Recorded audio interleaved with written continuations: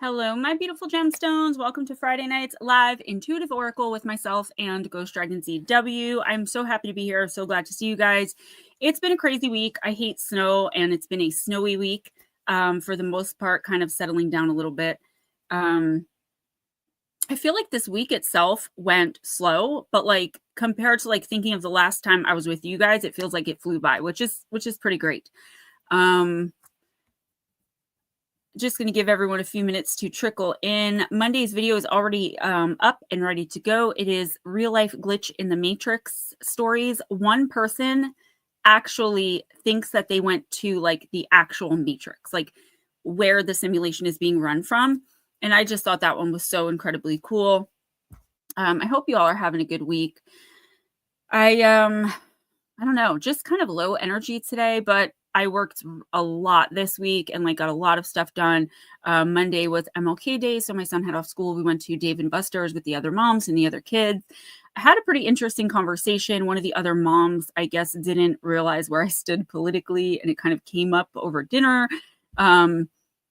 It was a bit uncomfortable, but at the same time, I'm like, look, if this makes or breaks my friendship with somebody, then maybe we weren't meant to be friends, and it didn't. It was all good. I was shocked, I guess, that someone would be that surprised by me.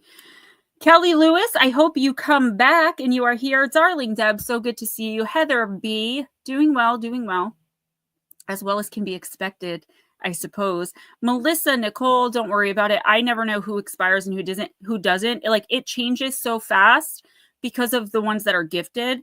So I can go from having, 120 members to having 10 in a matter of like 10 hours. It just depends on when the membership was gifted, who it was gifted to. Does that person actually watch my channel? And my views are down. My subscriber count is down. My watch hours are down. So not really good. Can you stop, please? It's very distracting. He's in the back, like I'm talking about something serious and important, and he's dancing with this on his head, and I can't possibly concentrate. So view hours down, watch time down, subscriber count down, and I actually made $70 less than I normally do, which is crazy because that was December's money, like December's super chats and all that revenue. But I think it's because a lot more people in December donated to PayPal and Cash App. So instead of like doing it through the super chat and super sticker. So I'm hoping to get back on an even keel this month. And then on TikTok, I am allowed to go live now. So I'm figuring out the schematics of that, seeing what my strategy is going to be, and be doing mediumship readings, musical mediumship over there, having some fun. And I might have a live stream game night coming soon. I ordered this game, Would You Rather, and you pull a card, and would you rather, eat a cup full of earwax or lick 1,000 payphone receivers, right? Like stuff like that. And I thought it would be fun if we all answered a randomly drawn question. I just found these cute little games on Temu that I thought would be fun for us to get together and kind of have a good night. Thank you, Miss Batmon. Guys, don't forget, if you are a member, you don't have to pay the $2. If you really, truly don't have it this week, it's okay. Just let us know towards the end or before you have to leave. Somebody always covers it. And if not, I'm trying to find that balance. I don't want to keep anyone from their message because of their inability to pay, but I also feel like $2 is fair. If you absolutely don't have it, it's all right. We'll work it out. We'll figure it out. Excuse me, Miss Batmom. Cliff, what is up, honey? We're missing Netter, Nutslap, Blue, and Edna, Miss Lara. I'm sure they'll all come trickling in. Mark Hall said, oh, there she is. There's the pixie. I just want to fix this because it's bothering me. I did just chug a Red Bull, so I'm like a little all over the place. Miss Grey Wolf, welcome. I know your schedule's a little bit different than a lot of ours, so if you have to leave early, we will get you in. Anybody else that has to leave early for any reason and isn't going to be able to come back in, just let us know, and we'll try to, get you a reading. Roger Blair, welcome. Yeah, take a deep breath, gems. Thank you, Miss Deb Girl. Let me bring in the Ghostdragonzw. He is full view this week, looking way better than last week. I don't want to speak for him, but feeling much better as well. New Jersey had another earthquake today. Before I bring him in, let me tell you. I was signing into Fortnite. And I yelled, earthquake. And he's like, what's going on? What happens? And I'm like, I swear, I was looking out my window when it happened, and all of the snow just shook off of like my garage roof. And I was like, that had to have been an earthquake. And I looked, and sure enough, it was like a 2.4, nothing crazy, but crazy for here, because that's like 5 since last April. All right, I'm going to bring in the man of the hour. I can already tell it's going to be an insane night because I'm already like, boop, boop, boop, boop, boop, boop. You're on. Hello, everybody. I feel better. I'm glitching already. Hold on 1 second. Let me do something here real quick. Am I better? I feel like as long as they can hear us, I mean, it is annoying when like I go back and watch and like I can't see myself clearly or like it's very blurry. But I think as long as y'all can hear, we're going to be all right. I just need a haircut now. Yeah, I'm not used to seeing you with such long hair. I haven't had a haircut in like a year, so I've got to get on the ball on that. I'm sure there are more things I want to discuss and go through with you guys, but while we let people come in, why don't we just start her up? Okay. Well, Kelly Lewis was first, but Darling Deb's here, so we can go ahead and do her. Let's do Deb until Kelly comes back in. Yeah. All right, Deb girl. Oh, I almost broke my ankle this week. So I was out of commission for like a day or two. I was carrying some pretty heavy stuff up the stairs, and as I walked into the den to get to the stairs, I tried to kick the door closed with my foot because it is freezing. It's colder than it's been in years here. Not that we don't get cold winters, but it's been like extra cold this past month or so. So anyway, I go to kick the door, and there's this broken mirror like on a stand that has been there for years that I've been telling Ray, like, it's broken, just get rid of it. He's like, yeah, I will. Yeah, I will. Yeah, I will. And he hasn't for years. I tripped over it and I hurt the top of my foot and twisted my ankle. And I was just so angry, but I'm okay now. I'm not new, but I can't say who I am for now. Okay. Mayhem. Did you mean mayhem, or are we mayhem? It's okay. You're more than welcome. Darling Deb, we're using Dark Goddess. Yeah, Heather, I'm all right. Obviously nobody wants to hurt themselves or sprain or break a bone, but with me, I'm like extra careful all the time because I can't take pain medicine. The Suboxone does act as a pain med a little bit, but it's not going to be effective if I break my ankle. Real truth. Thank you so much. Happy New Year to you. I got you. All right. Darling Deb, you got Pele, the card of transformation. This is what I want to see, girl. Okay. And tempers frayed, time to cool. Fears must not be let to rule. Work with fire's high vibration, welcoming in transformation. By the power of the dark goddess and me, protection in place, blessed be. The heat is on and you have found yourself at a boiling point. The pressure has become too much and you just can't keep a lid on anything at the moment. Annoyances, irritations, and infuriation have exasperated you until you've been left steaming. Pele, the volcanic Hawaiian goddess, recognizes the shadow side that has consumed you of late and warns that if you continue, you just may get your fingers burned. So invite Pele in to purify and release you from the blazing trail you've left in your wake. Allow her flames to lick away old hurts and wounds, replacing them with a sacred glow. Use this powerful opportunity to transform, reinvent yourself, and become the phoenix that dies and is reborn. And that is the first thing I thought of when I picked up this card, was the phoenix being transformed through the ash. The essence of turmoil now consumed, it is time for you to re-emerge through the flames of passion as Pele ignites your heart and step forward into a newly transformed you. Take the pressure off and move on. You're no longer resonating with what you once were. Embrace the element of fire, partake in a fire walk, make a list of what fuels your passions, take steps toward your goals. A change for the better is on the horizon. So definitely, Deb, what I want to focus on here is a change for the better is on the horizon. This isn't necessarily, from what I'm seeing, something you're causing to happen, right? It's not the effect of something you're doing, even though that did show up in the reading a little bit. This is an opportunity being presented to you to get you further along on a path to a big goal that you have, but I feel like it's a recent goal. So it's not something like you've always wanted to do or that you've been even working on for a while. This is like something you just came up with. It kind of came to you as a download or maybe as a message through a reading or something like that. And you're like, you know what, that is going to be the best course of action for me in this situation and with everything going on. So I'm going to, do this. And then in the next couple of weeks, it's like, you're going to see little synchronistic signs that, in fact, this is what you're supposed to be doing. And the opportunity is eventually going to be at the end of this very short walk through the tunnel. Now, I do feel like there's a situation in your life, probably more than one, that you're very just fed up with. I feel like you've put so much effort, energy, like to the point of exhaustion into what and or whoever this is.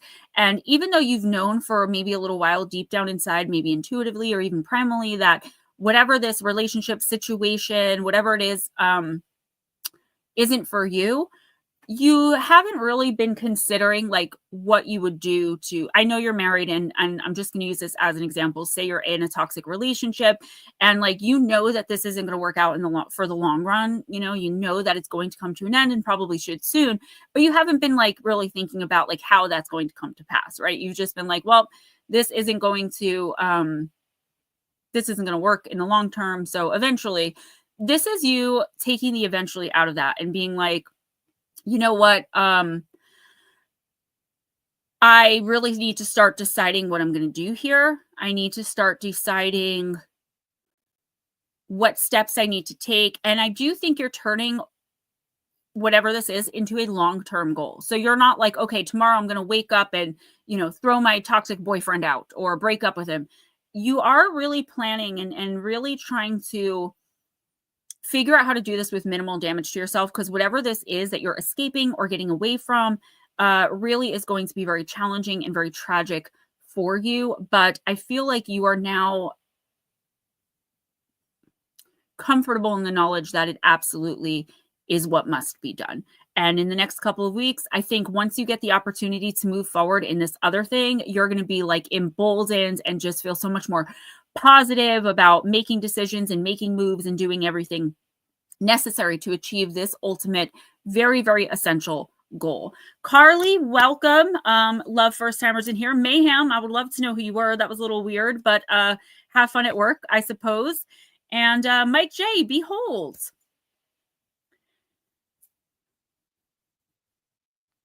Okay. I'm glitching again, and I don't like that. Can you hear me okay, though? Yeah, we can hear you. Okay. Heather B, if she's still in here, is next. I didn't know what the date was yesterday because it escaped me, and I realized today that yesterday was 3 years since Damien's father passed away. And when I was looking at my memory state, like hit me really, really hard. I think I'm a little off kilter because of that, but not like crazy, right? I'm just, hello, Mike. I guess, reminiscing. Yes. I'm going to use the Chicoli Oriole. The Chicoli Oracle. My email is GemmaJadeParanormal@gmail.com. Space Cow, thank you so much. I definitely appreciate that. All the best to you in 2025, Gemma and Ghost. Thank you for all you do and sticking with it. Woot and woo. Thank you so much. You guys are amazing. Thank you, Heather. Yeah, he was, my best friend since I was very young, and even as adults, we kept in contact and had a great relationship, and it just kind of hit me out of the blue. The day before I knew it was coming, I braced for it, and then it slipped my mind, and then today it hit me all again.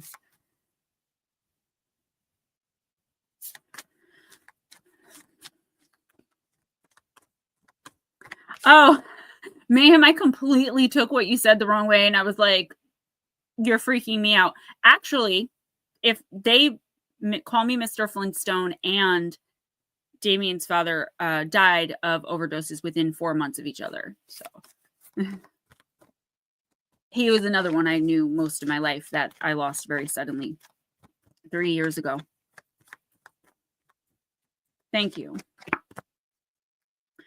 Okay, I haven't used this deck in a while, but Heather, let's see what it has to say. The images are so cute. You got card number 29. It is the card of curiosity.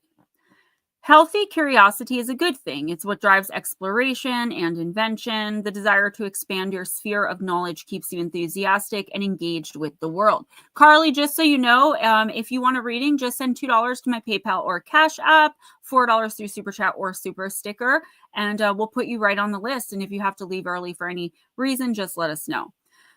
Heather, when it comes to curiosity about other people's private lives, consider how much you really need to know. Don't seek out information that you wouldn't ask for face to face. Consider how much of your private self you're giving away to the overly curious, and scale back a little if necessary. Protect your privacy and choose carefully what you share in public. Don't poke your nose into things that aren't your business. So when I do these readings, I try not to go further. What's up, Kelly girl? Like than 2 weeks, right?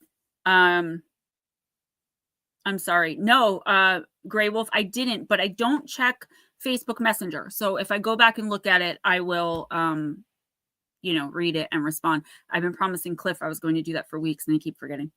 So anyway, between a week or two, and no further unless Spirit tells me further. So I would say in the next couple of weeks, really watch, and I'm getting like social media,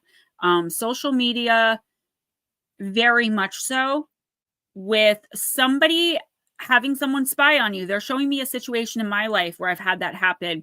And that's exactly what they're showing, like somebody running back to someone else and reporting. But the thing is, they're taking things out of context. Whoever's doing the reporting to the person that is like wants them to do the spying, they're taking things out of context, putting words in your mouth, maybe even like goading you to say things, private messaging you, asking about a certain situation they know you're frustrated about. And then once you start venting, deleting their part of the conversation, then giving it to the other person and being like, look what she said. I do get that kind of energy. I feel like you should just kind of make it known, if you don't choose to ignore this altogether, which you totally could, make it known that like you're a grown adult and you have no problem with telling people how you feel, even if that's not necessarily true. Because one thing I find is like when I make it appear as though I will defend myself no matter what, people usually back off. If I tell people like, think again because I'm not the one, I'm shaking inside, like, please don't say anything else because I do not want a confrontation. But outwardly, I seem confident. I notice people will back down a lot quicker. Heather, and I don't think you're one to back down for what I remember about you, but I do feel like you've since kind of stepped into this beautiful light and maybe you're not as willing to kind of get in someone's face as you normally, would have been, as most of us would have been, at least from where we're from years ago, right? I definitely feel like someone's pumping you for information. I definitely feel like someone is looking through your social medias, trying to like pick at any little thing.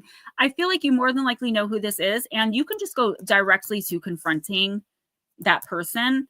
Like, hey, if you want to know something about me, or again, you could just ignore it altogether. I don't see it lasting very long once they either think they got you on something or once they realize they can't get you on anything.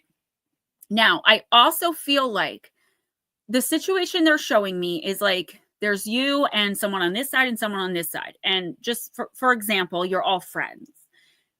The person on this side and this side get into a little bit of an argument and they each try to get you to take sides. Like, do not take sides unless you absolutely stand behind one person or the other, right? If you can see both sides, definitely say that, because I do feel a lot of conflict around you, but not in like this really bad life-destroying way. Just like if I didn't have to deal with human beings, I wouldn't have to deal with this. I really do see you taking it in stride and understanding that like with humans, and some people might be mad that I say this, but women in particular, I'm dealing with it myself, drama is bound to come. As long as you keep your nose clean, keep your side of the street clean, and don't confide secrets in the next 2 weeks to someone about someone else. Because somehow 99% is going to end up getting back to the original person. You can't trust the people around you as much as you think you can, at least in the next 2 weeks. So again, unless you 1,000,000% without a doubt, without fail, trust somebody, don't even comment on something. Well, holding everything in isn't good either. You do need an outlet for that. But for people like a lot of us in here, myself included,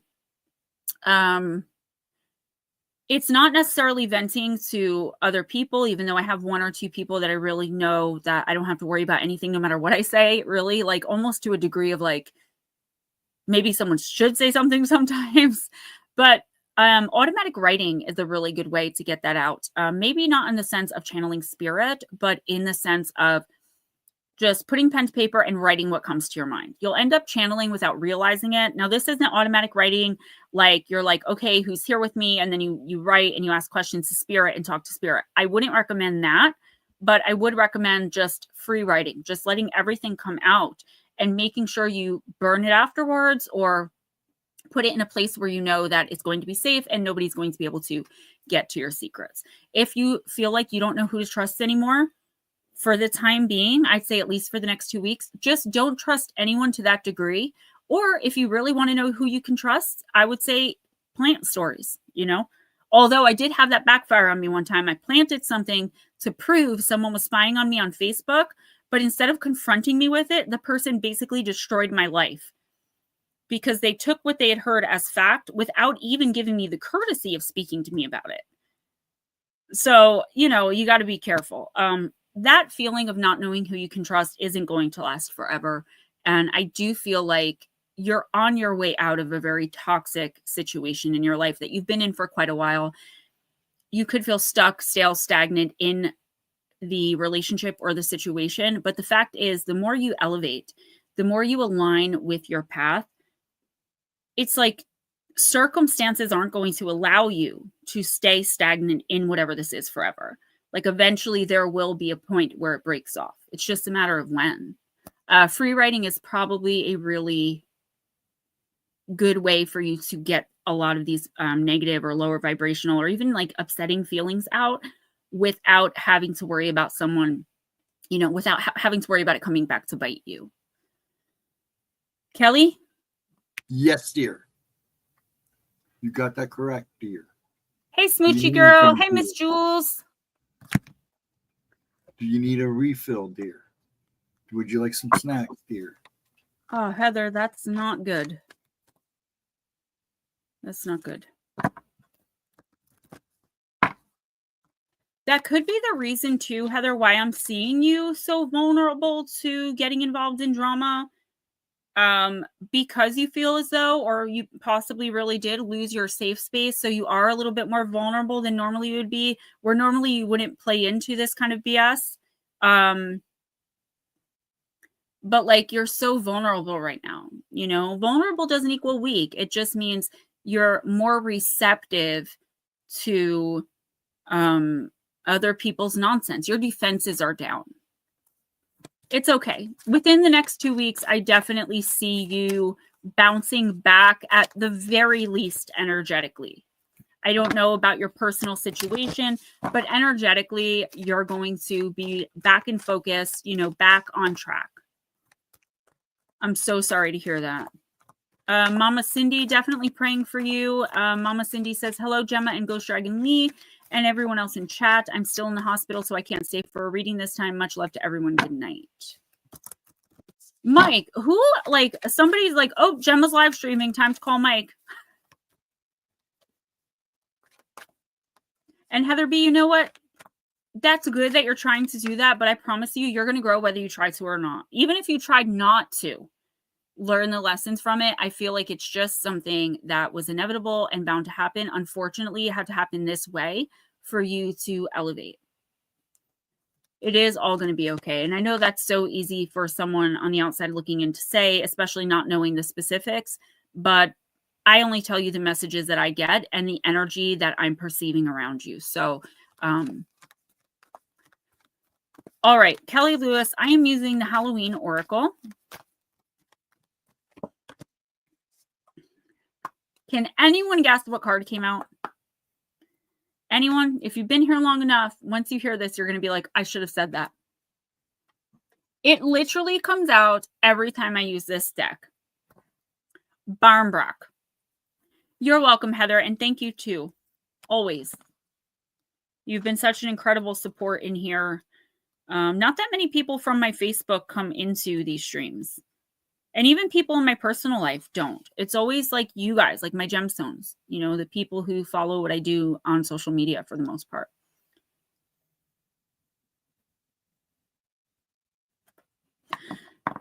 Kelly, a pea, a cloth, a coin, a ring, and stick within a loaf of speckled sweetness. Slice it and eat it, a glimpse of my fate's completeness. Not quite a cake and not quite a bread. Barmbrack is a sweet loaf larger than a typical bread loaf, baked with flour, sugar, salt, and dried fruits such as raisins. The making of barmbrack is an Irish tradition that still stands around Samhain, Halloween. The person baking the loaf would be sure to set the intention for love, truth, and synergy while it's preparing. Inside the dough, a number of special objects are hidden and baked into the loaf. The objects are used as a kind of random oracle. Each one has a particular meaning which represents the fate of the person who found it in their slice. The traditional objects include a coin, a pea, a stick, a ring, and a small piece of cloth like muslin. Some other additions made in more recent times are religious medals. Should your slice of the brack contain a coin, this would indicate prosperity and good luck. The pea, unfortunately, meant that no marriage would occur for you that year, yet finding the ring meant a marriage was certain.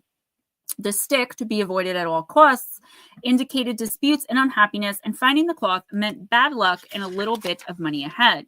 When you pull the barmbrack card, it indicates a curiosity to know what's ahead, but it's important to balance that with the now. After all, we have the tools to change our future should we choose to do so. The sweet synergy of barmbrack, all the ingredients, including the objects, are more complete and powerful together than they are individually, should encourage you to seek your own quote-unquote sweet spot. Now, I don't know, Kelly, if you watch other Oracle streams or if you go to someone like me, online or in person. The one thing I would say, at the risk of sounding hypocritical, is be very, very careful where you're getting your information. Okay. Be careful of people who tell you that they know the future or that they, stopping you on. I don't know why I'm seeing like people like stopping on the street and being like, oh, I have a message for you. Just be careful you don't get sucked in to any kind of scam. All right. That may not resonate right now, but in the next couple of weeks, beware. Okay. Because I feel like they try to do it to me on TikTok. They're like, oh, sugar, one of your ancestors has a message for you. And I'm just like, do you even not know? Like, you don't even look at what I'm doing on this channel. I just see something like that, someone trying to scam you. It doesn't have to be for money. It could be to get information out of you or see you later, Jules. Where are you going?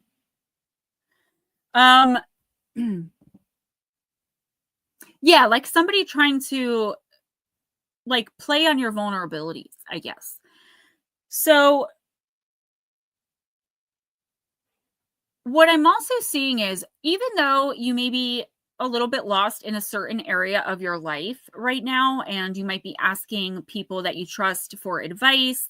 Don't get sucked into that. But you may be asking people for advice, your best friend, those closest to you. That doesn't mean you have to take the advice being given, right? Even if it's well-intentioned and people are well-meaning, you can ask someone for advice and then do the complete opposite of what they advised you to do.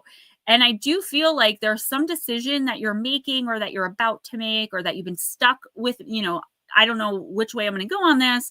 And you ask someone for advice or someone just gives you unsolicited advice and someone's like, I see someone getting upset with you because like you're not listening to them. When really it's your life, and whether you're acting out of intuition or from your intuition or not, you have the right to make your own mistakes. You don't have to explain yourself to anybody.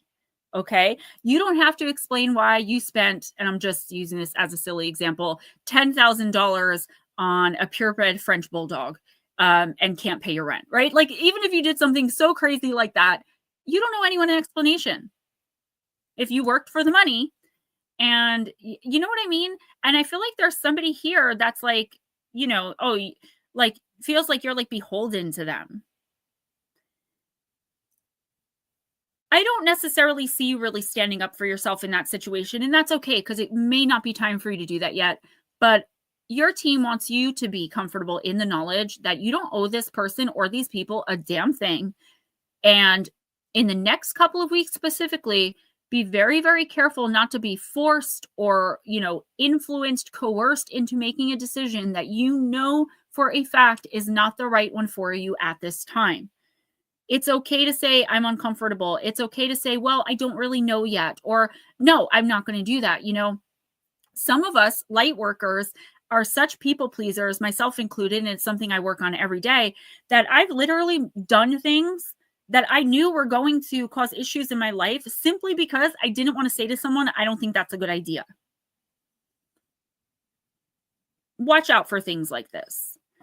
I don't know what just happened. I know Jules, I thought she was joking about it being, we were 3 minutes late. And then she was like, I always feel so loved when I come into the stream, even though Jules, I did acknowledge you.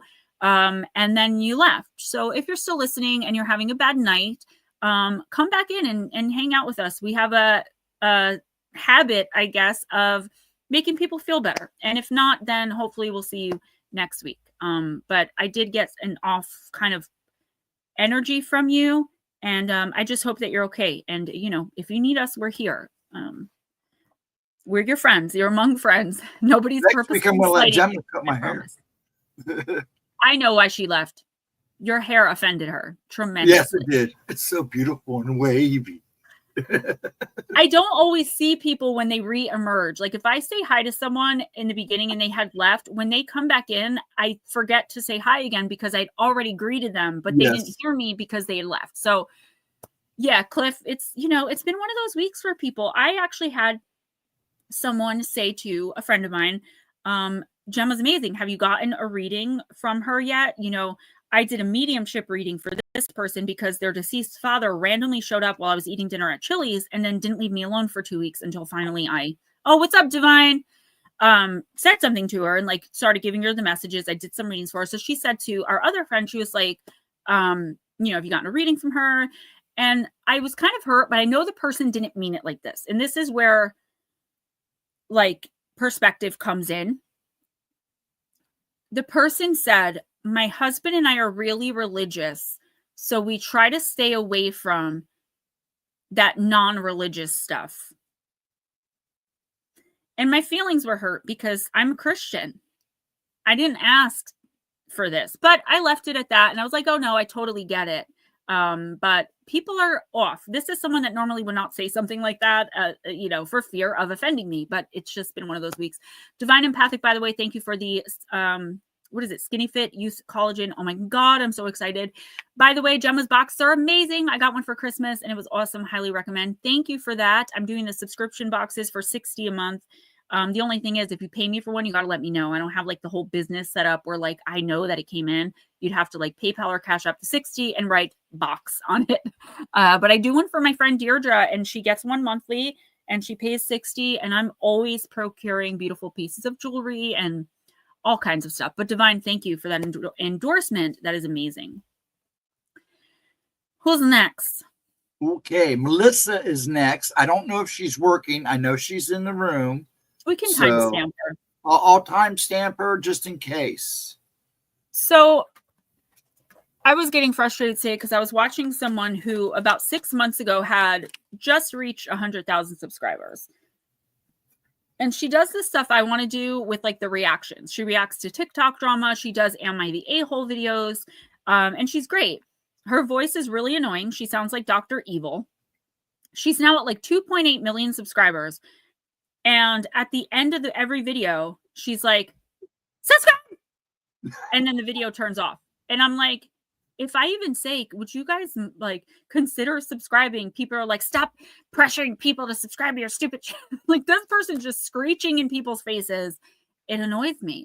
Have you ever noticed, it could be that she may have Tourette's and she just hasn't told anybody that. No, Melissa, you did miss it. I'm reading for you right now, Melissa.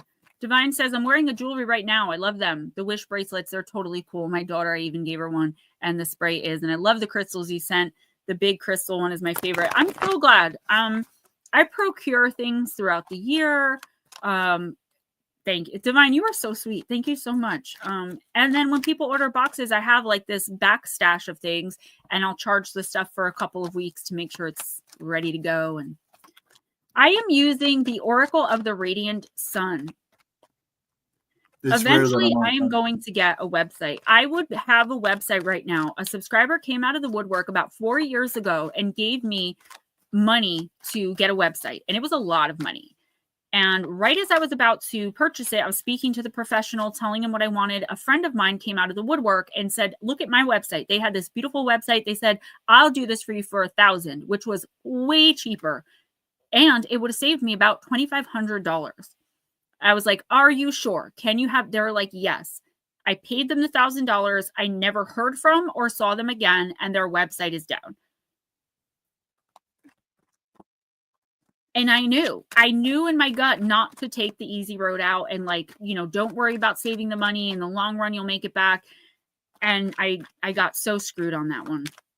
Netter. She said rare that I'm on time. Thank you, Melissa.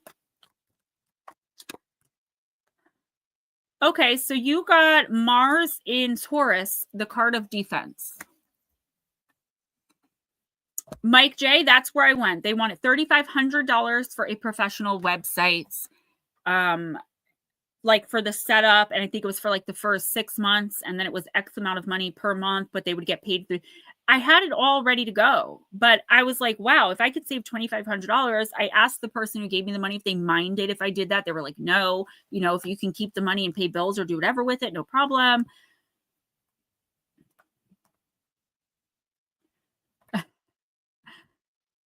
That's what I'm trying to do to get to my 10K. I'm thinking of how I can go about like getting people to subscribe, but like giving people stuff, right? I was giving away books, I think, and doing like box giveaways and things like that. But with the little bit of money I'm making now, like I can't even afford shipping to like send a gift box to somebody. It's the craziest thing. All right, Miss Melissa.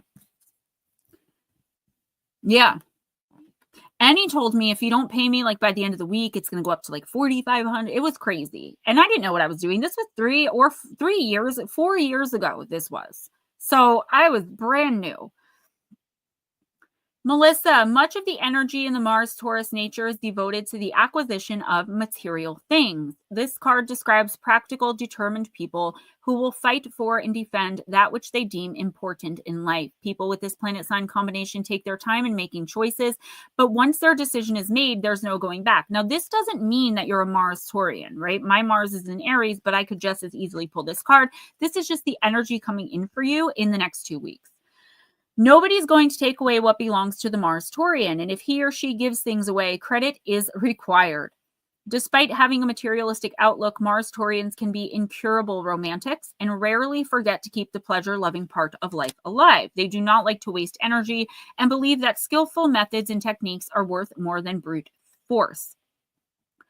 Mars-Taurus types have a great ability to see the potential in most ordinary things, transforming them with slow but sustained encouragement into objects of worth. Just so you know, Carly, if you're here, I don't see when the donations go in, so let us know if you did it so that we can make sure that you get read for, especially because it's your first time. And Callie, I hope you're still here. Melissa, for Mars-Taurians, the option of running their own business is attractive. If they do, the chances of success are high since a competitive streak makes them give of their best when completely responsible for their own finances. Negatively, this placing of Mars can indicate a ruthless and mercenary approach to life in which all actions are guided by a financial outcome. When this card is dealt in a reading, it shows the need to defend something the questioner values. Starting up a new business, playing the stock market, a quick business deal with profit, a possession that makes a leap in value, or beating a competitor. So what I do see here is something that either someone gave you. No problem, Carly, as long as I know so that you're on the list. Melissa, this is something that someone gave you, something you got from a flea market, something materialistic or something, some material thing that you bought or, again, gained somehow, being worth more than what you paid for it. So I'm not saying if you bought it for $2, it's going to be worth 8 million, but if you bought it for $2, it might be worth 200 now. Do you know what I'm saying? There's something that's increasing in value over time, and that is a materialistic thing. I feel like some abuser or toxic person in your life is going to go right for this, like to try to make sure you don't have anything, because I do see okay, I don't like this for you because I know what your personal situation is, but I do have to give the messages as they come, and I'm sure it will make sense to you. Being someone who was formerly in many abusive relationships, I do understand. You are feeling forced and cornered to defend this thing, right? It's like the old trope with like when you have sisters, like I have 4 sisters, I could say whatever I want to them, but don't you dare jump in, even if you're defending me, because then you're going to have 5 of us on you. That's what this is. I see someone like criticizing not only you, your relationship, the way you live your life, the abuse you suffer, the decision. Like this person is just very, very judgmental.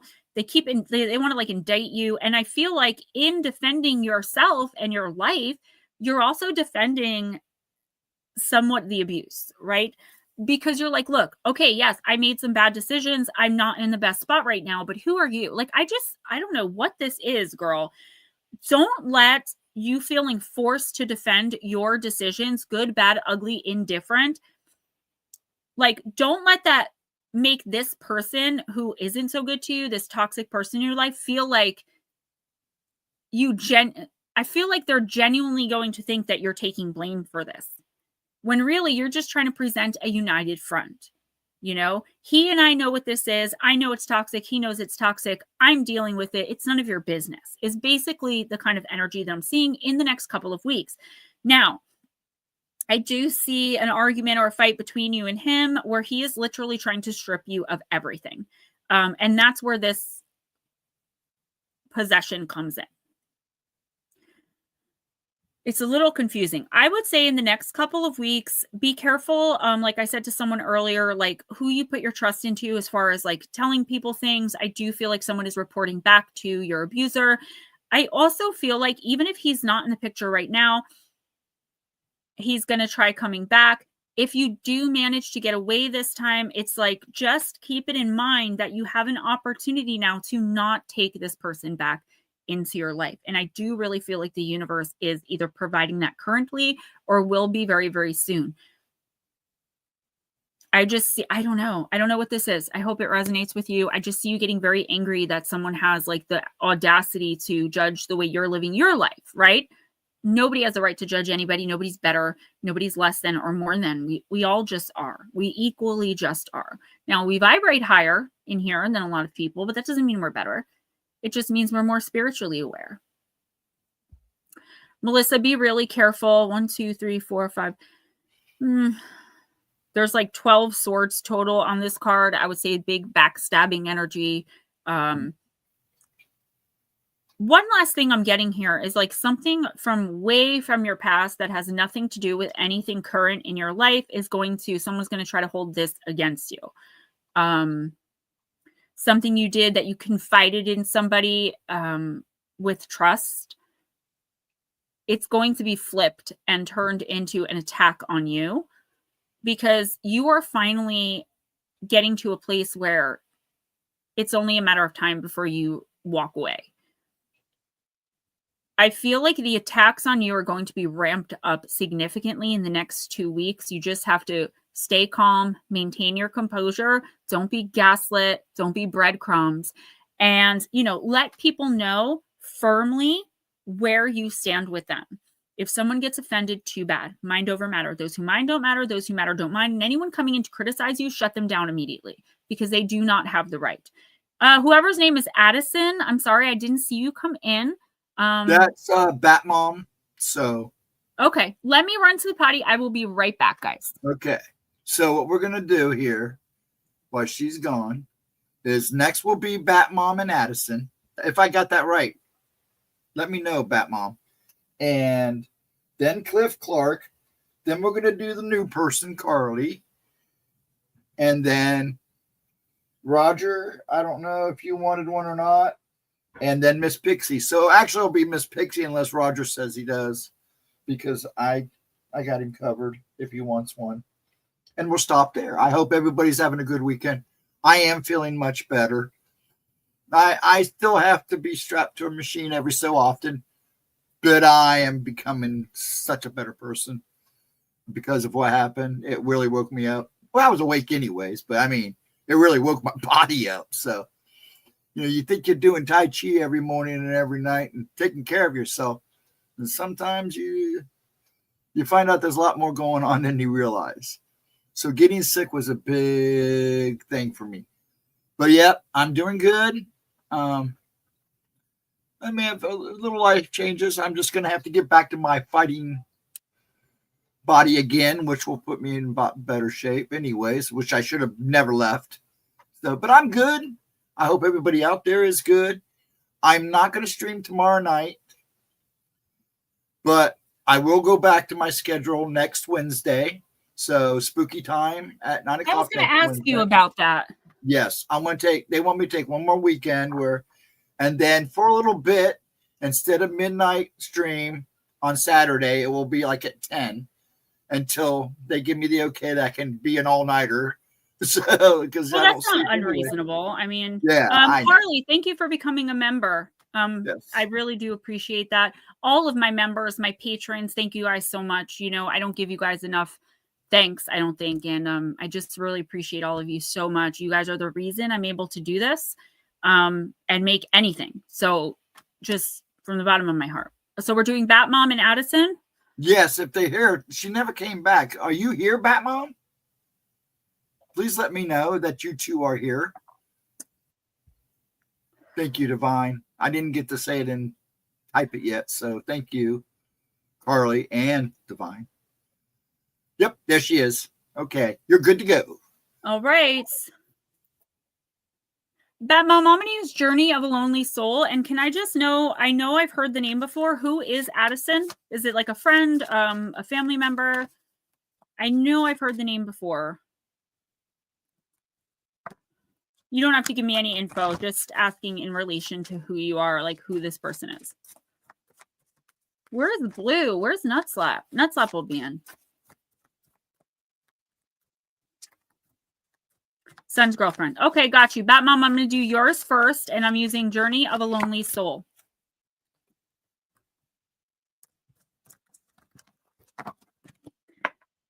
Antechamber of Apathy. Card number 11.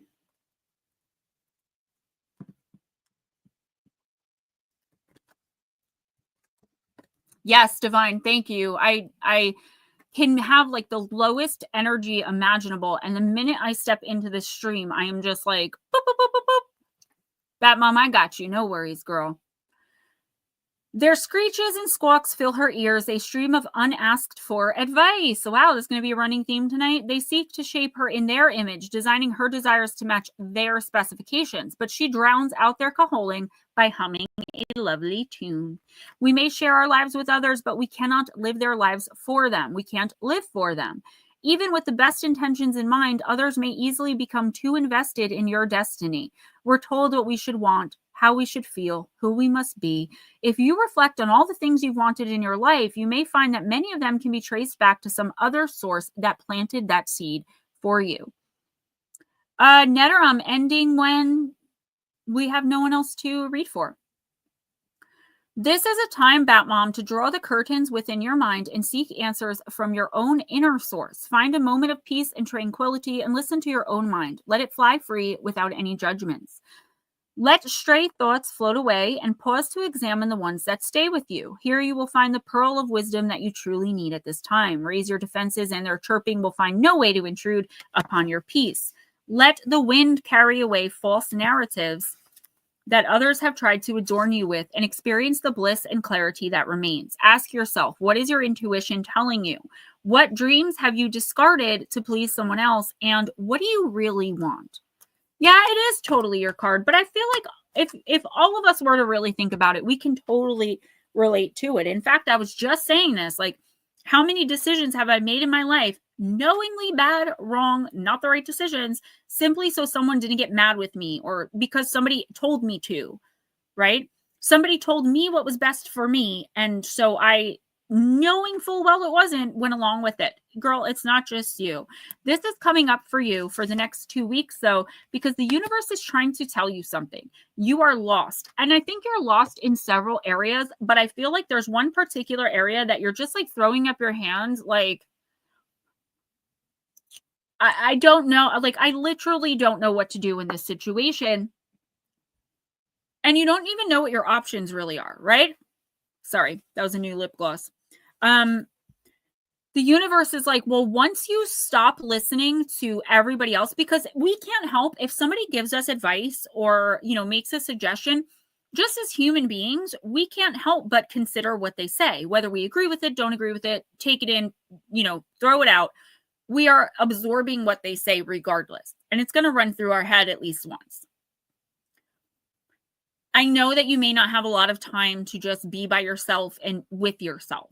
But it is really important here that in the next couple of weeks, you take 5 minutes even for yourself to ask the universe out loud, ask spirit. This is what I would say. All right. I don't have a lot of time. What do I need to know here? Because I am so lost. I'm at my wit's end and y'all are supposed to be helping me. And that's exactly how I talk to my team. Now, the difference is I can see them. You can't. It's okay. You will hear them if you're really open to hearing them. Okay. It won't be an audio voice like hearing me. It'll be in your head. And that's where the second guessing is going to come in. When you hear something in your head and you're like, say you're talking to a deceased loved one and you ask a question in your head and you hear a response. Initial reaction 9 times out of 10 is going to be, nope, that's what I wanted the response to be. That was just me thinking this, right? But if you feel it in your intuition with every fiber of your being, that's how you know. The difference between your mind deceiving you to, talk you into anything, your heart, your mind overthinking to rationalize anything and everything, from your intuition saying, no, this is what the truth is. This is what you need to know. You have the answers, but you're not only second guessing yourself, there's someone else or possibly even multiple other people who are second guessing you. Guess what? Just like I told Melissa and someone else, like you, yes, like in your gut, like you're just like, there is no way this can be wrong. That feeling is coming upon you in the next 2 weeks. And I do feel some fear of acting on whatever this is or saying whatever this is, taking the action, because people are going to judge you. They are going to indict you. But guess what? They did not live your life. They don't have to understand poop about why you do what you do, say what you say, think what you think, or feel what you feel. The only time someone needs to understand those things is when you invite them in and try to get them to or ask them to. This decision is, I don't know exactly what it is, but I can see it's like make or break something here. This is a major decision. And the universe is almost like, how dare you let other people influence this? Because spirit forgets what it's like to be human. We only understand emotion and concept, right? When we're on the other side. You were tasked with making this decision, whether by fate, the universe, whether you charted it, whether somebody gave you this responsibility, and a responsibility it is. Stop worrying so much about what others are going to say, think, feel, want about the situation and about which decision you make. Don't consider other people's thoughts, needs, wants, and feelings in making this decision. Only consider, and this is going to be wild, how your choice is going to affect you. Not all the time, that's not a life lesson. That's for this particular instance. In the next 2 weeks, take 5 minutes out, 3 minutes. Yell at your team, tell them to get their booties in gear, and then for the rest of the day, as much as you can, listen with your gut, if that's what you want to call it, your gut. And you're going to know the answer, and you're going to know it absolutely. Whether or not you act on it is still up in the air. I really hope you do, because I feel like this is something so major that it could set you back so far if you make the wrong decision. Wrong being the decision that isn't right for you. Even if, in this case, what's right for you isn't going to help anyone else, you still have to make that decision for you. Number one, if you don't, you'll regret it for the rest of your life. And number two, if you don't, you're going to be so set back and things are not going to change for the better. Snowdub, hello. Mayhem, it is what it is. Ain't what it ain't. Don't worry about what other people think. Yeah, and that's such great advice and such easy advice to give someone. But like, if you really think about it, it's hard to live by. It's hard. Like, nobody wants to be judged. Nobody wants to be disliked. A lot of us put on armor and we're like, well, I don't care. When someone said that to me about, well, I stay away from the not religious stuff, that hurt me. Because I felt like a little kid when people were pointing and saying, Gemma's the devil or Gemma's cursed. It can bring you back there, even though the person did not mean that at all. They don't know that I've never discussed it with them. Do you have any need or want for a small dresser with fabric drawers? I said, yes. Oh my God. Yes. I absolutely have a need for something that's spectacular. Thank you. Yes. Boy. Bat Mom, I know your fear. And your fear is still going to get in the way. And you know what? I do want to give you this. If you make the wrong decision knowingly, it's still going to be okay, right? It's not world ending. But I would just caution you to really step into your power and say, this is what I'm doing. And I'm sorry if you don't like it. And I'm sorry if you don't agree with it, but it will work out. Lara, I know you know the feeling because you said they used to point and call you witch. It's hard when you're a little kid and you have 10 friends that you hang out with in school and talk to every day and have so much fun with. And then your teacher tells your parent that you're constantly in the corner talking to yourself. It's hard. It was hard for me when I was 12 and I was hanging out at the popular girl's house. And I was like, oh my God, it's so sweet that your grandma sits here and hangs out with you and watches TV. Yeah, both their grandmothers had died like 5 years earlier. But I didn't realize what I was actually doing and that not everybody could do it until I was like 14 or 15 years old. I was a very slow learner, but I had no one, my grandma, I had no one who was helping me. Mike J. Is the person doubting me myself? What I'm getting more so than that is not so much that they're doubting you. It's that they also know what the right decision is. And for some reason, they like don't want to do it yet.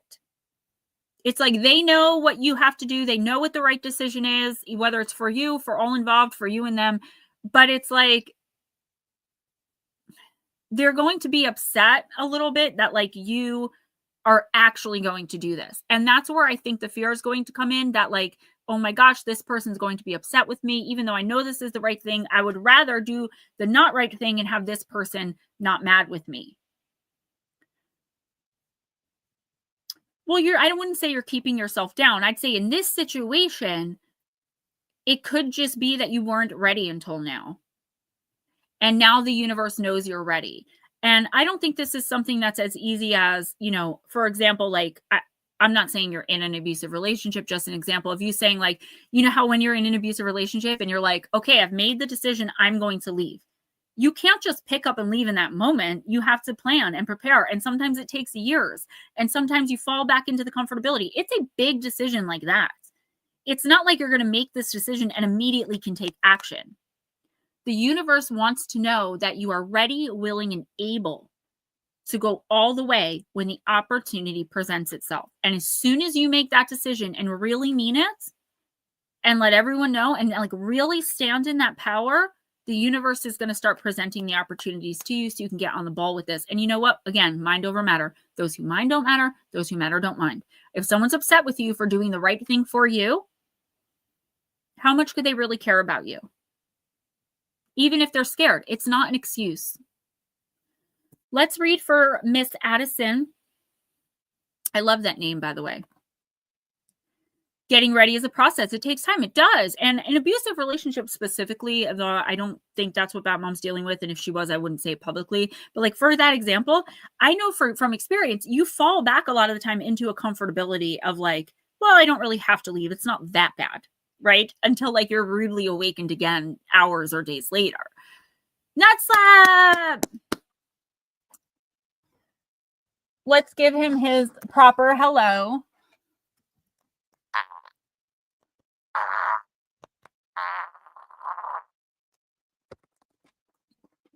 All right. I'm going to try to move a little quicker, but I probably won't. So, Miss Addison, you never know what to expect on the Gemma Jade show, honey. But I can tell you, I will never steer you wrong. My reputation does precede me, and I'm very proud of it. I will never steer you wrong, and I will never give you the wrong messages.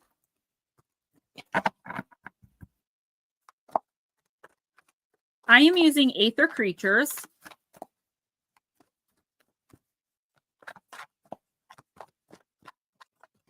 Good.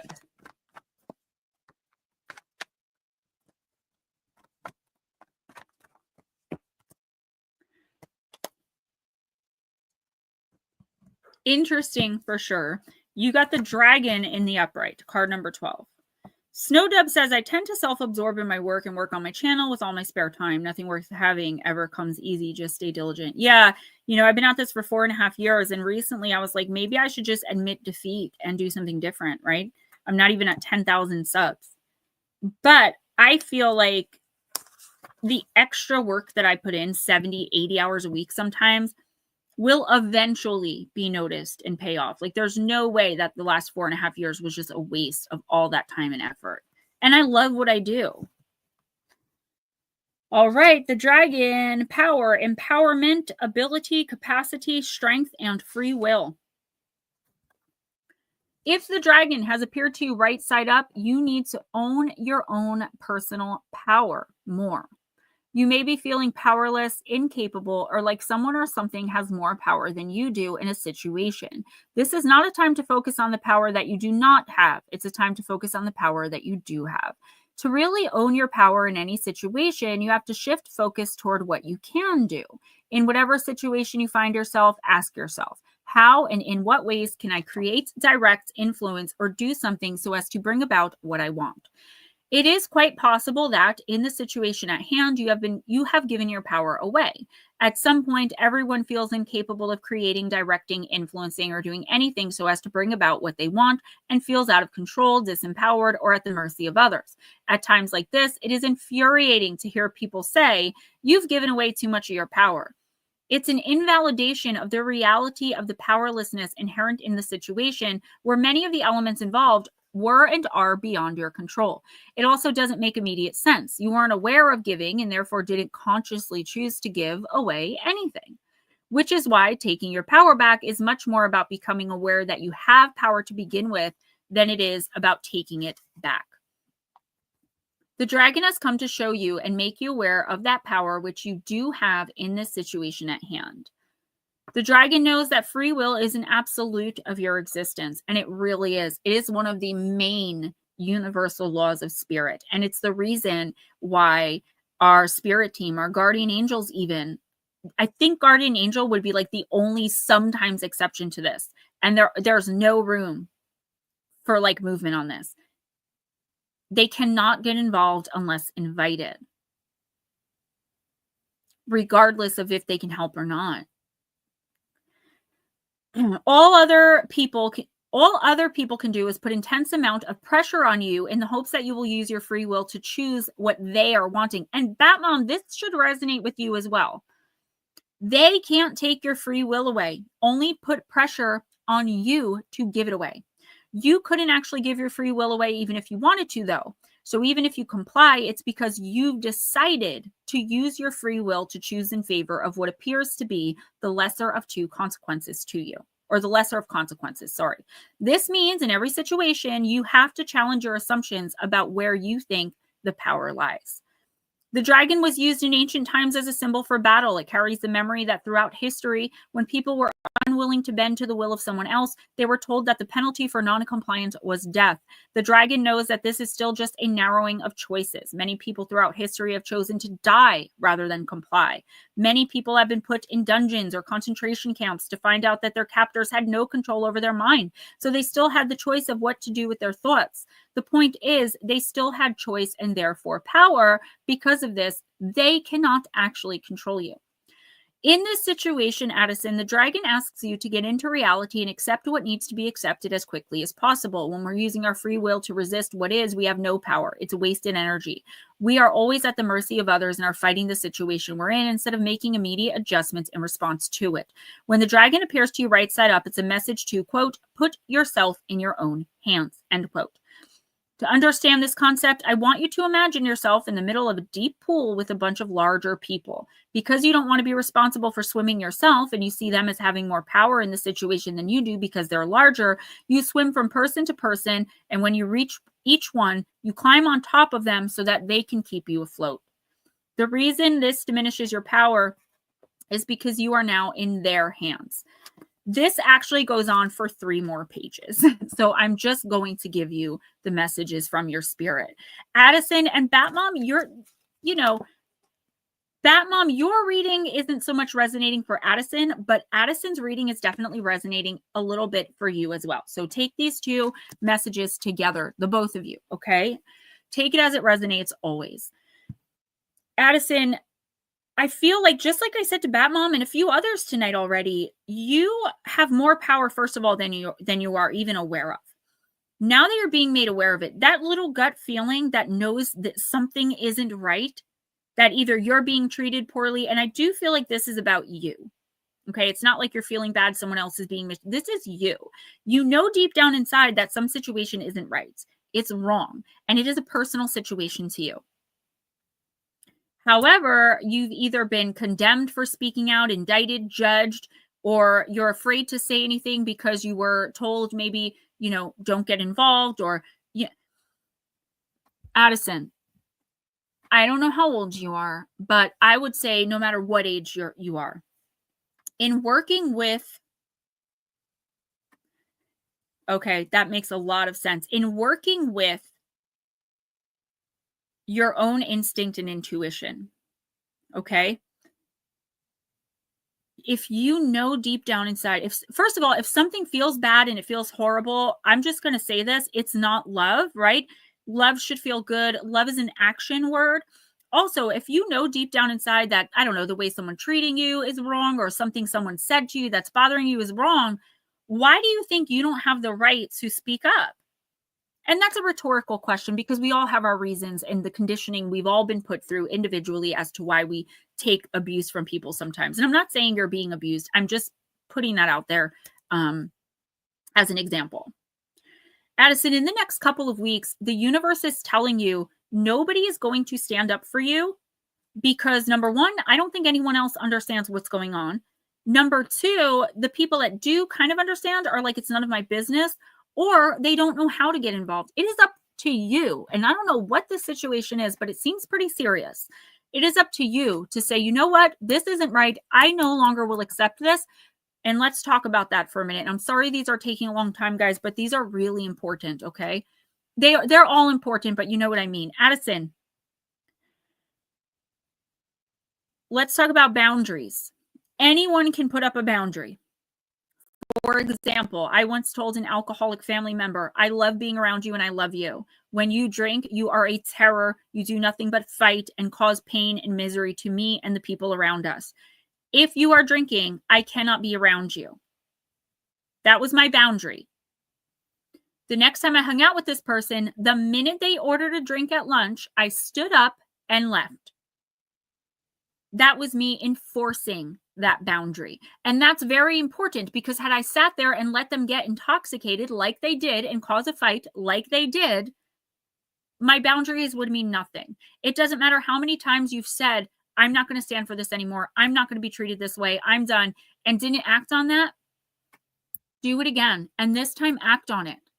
If you are in a situation where you're being treated like you're less than or being abused in some way, that doesn't mean, I'm not saying like, just leave. Anyone who knows me knows I hate that. But this is you understanding that you do deserve better. You don't deserve to be treated however this is. You have autonomy over your body, your mind, your soul, your heart, and your spirit. Love is an action word. So is hate. Don't take what's being said or being done very personally. I feel like the other person or people in this situation have their own nonsense and their own mess, but that is not for you to take on. And the one thing I'm hearing, and then I've got to move on, is there's no excuse. So I don't know what this is, honey, but whatever this is, your spirit team, your ancestors, deceased loved ones, guardians, guardian angels, spirit guides have all just told me in unison to tell you there's no excuse. There's no excuse. Batmom, the one thing I will say that popped up is the second thing you just said, but I'm not seeing much on it, and it would be something I'd rather speak to you about on a personal level. I'll be around all day tomorrow. Blue. All right. Sorry about that, guys. That was a really important, some important messages. Batmom, text me tomorrow. I will answer. This is very, very important. And I think we should dig a little deeper into this. Addison, I hope that reading resonated and made sense with you, because I don't know you. I really don't. I just kind of say whatever comes in. So Batmom is a wonderful woman to have on your side and a great friend. You mess with her, you mess with all of us, though. But I don't think we have to worry about that with you. You have a very bright, I want to say background energy. That's not a bad thing. It just means you're not obnoxious and like in everyone's face. We all kind of have that energy to a degree, right? Because I'll tell you, as a Pisces, Libra, Aries, I do get out of control a little bit. So, Deb, thank you. All right, next time, let us know when I can give you a reading. Who's next? Cliff is next. Batmom, it popped up in the very beginning as just like a quick shot. And then it was like, the door was shut because we're public, right? We can go more into that tomorrow, though. I have basketball in the morning. I would say later on in the afternoon if you want. Just obviously remind me, because you know how I am, girl.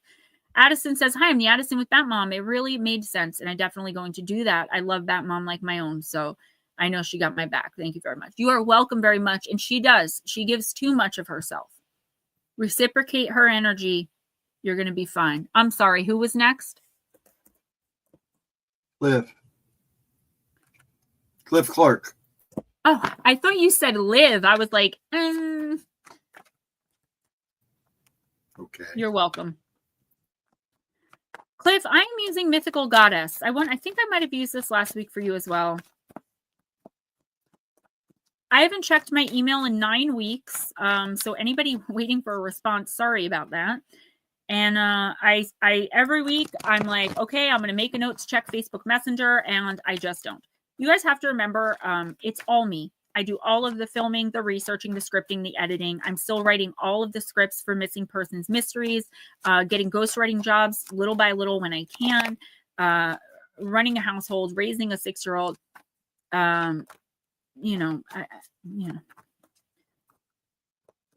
Donations greatly appreciated. I am absolutely broke, so anything you send to PayPal or Cash App, I will get 100% of it tonight. Anything through YouTube, definitely appreciate that too, because that is my end of the month pay. So, all right. Cliff, you got the 2 of Wind. I'm getting a lot of wish-wash already, like without even looking at this. Just like, not really in a bad way, but like some back and forth on a decision you've recently made or on a decision that you have to make. And I guess this is the running theme for tonight. This is the moon in Libra, which is me. I am the moon in Libra. 2 flamingos face each other in dynamic balance, bringing stability and harmony of ideas and factors. They represent peace of mind and mental agreement through their yielded flexibility on land, water, and in the skies. These birds are willing to shapeshift to come to agreement for the good of the whole, surrendering their desire to lead or to control. The flamingos fly into your cards to teach the effortless ease through which mental balance can be found when personal agenda is released and all share equally in responsibility for group harmony. Follow their lead in surrendering and yielding to the common middle ground where balance and peace of mind are found. If we have time, I'd like to timestamp Jules. I think she was just having a bad night. And she's a patron. She's a gemstone. So Cliff, this is not a message that I get often, but I do understand it. Carly, you're going to be next, honey.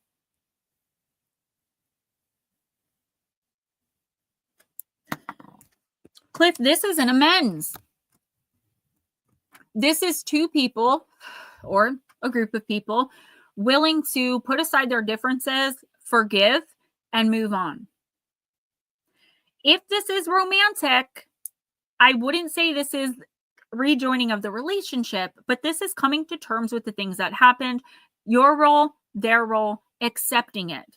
No longer having to feel guilty about, a decision you made in the heat of the moment and said something. You know what I mean? Like these little things that we do that are so outside of our character that we look at ourselves in the mirror and we're like, who am I? Particularly you, because I feel like a lot of this could have been reactive abuse where like you can only be pushed so far before finally you turn into the bad guy. Not saying you're perfect in any way. This is an amends with somebody who you've hurt, who's hurt you. And I just feel like whether they're even involved in this or not, this is you forgiving them. And remember, forgiveness never has to equal reconciliation. Forgiveness is for you. This is also you forgiving you. With that being said, if anyone from your past, romantic or otherwise, tries to come in, particularly in the next 2 weeks, I would say don't get caught up. I don't feel like their motives are sincere. I don't feel like they're seriously looking for amends or forgiveness. I feel like they want something from you. But I feel like this is a good opportunity for you to forgive yourself, understand where you went wrong, and try not to make the same mistakes, right? You did what? Did you get back together with somebody? Hopefully you just mean you forgave, because what's up, Jarvis?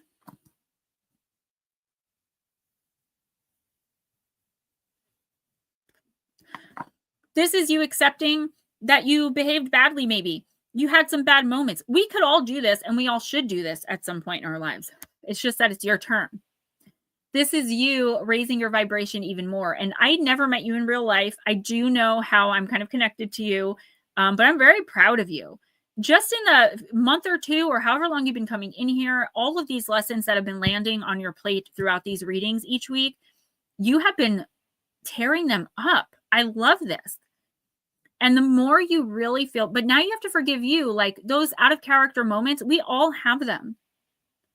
Somebody that used to abuse me came in for a hug once, and I got so scared. I took a 40 bottle of beer, hit them in the head, and went like this and cut their whole face open and ran. And I skipped away singing, "Oops, I did it again." That's not who I am, and I'm not proud of that. It took me a long time to forgive myself, but I was so traumatized from the physical abuse I was suffering that was my initial reaction to a hug. We've all done it. I'm glad that you forgave and you're moving on. You've got to forgive yourself now. And I don't think it's going to be hard for you to do, because like I can clearly see in my mind a lot of the situations why you acted the way you did. And why the other person did too, because I feel like we all have the role of, we all play the role of instigator a lot of the time as well, right? But we grow and we learn and we vibrate higher and we, bright in our light. And that's exactly what you're doing. New job, new house, new woman. That is amazing. Keep that momentum. Don't accept if someone comes in and they're, no, nuts up. He was really bad. He's the one that kept me in the basement. If anyone comes back in looking for anything, including forgiveness, for some reason, it's like, usually it's like show grace, sympathy. Remember, this is completely shut down. Like, don't be sucked in. Don't allow yourself to be vulnerable. Don't take the bait. So like, don't even accept the phone call. You don't need this weighing on you. You got a fresh start. Sorry, guys. I'm still dealing with that thing with my underarm, so I don't mean to be gross. The wigs itch it. Carly's next. Ghost, are you okay?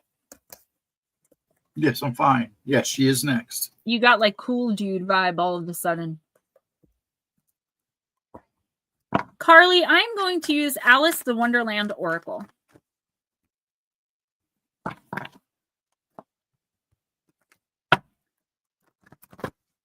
There you go. Don't let it be any more than that. And that's kind of you both being the bigger person to one another. I feel like you both hurt each other. I think I know who this is. I know the issues there in that there's no reason for you to be sucked into them anymore. You've dealt with your demons. You deal with your trauma, I think a lot better. And it's just no longer for you. And I hope she gets to that point as well. Obviously, right?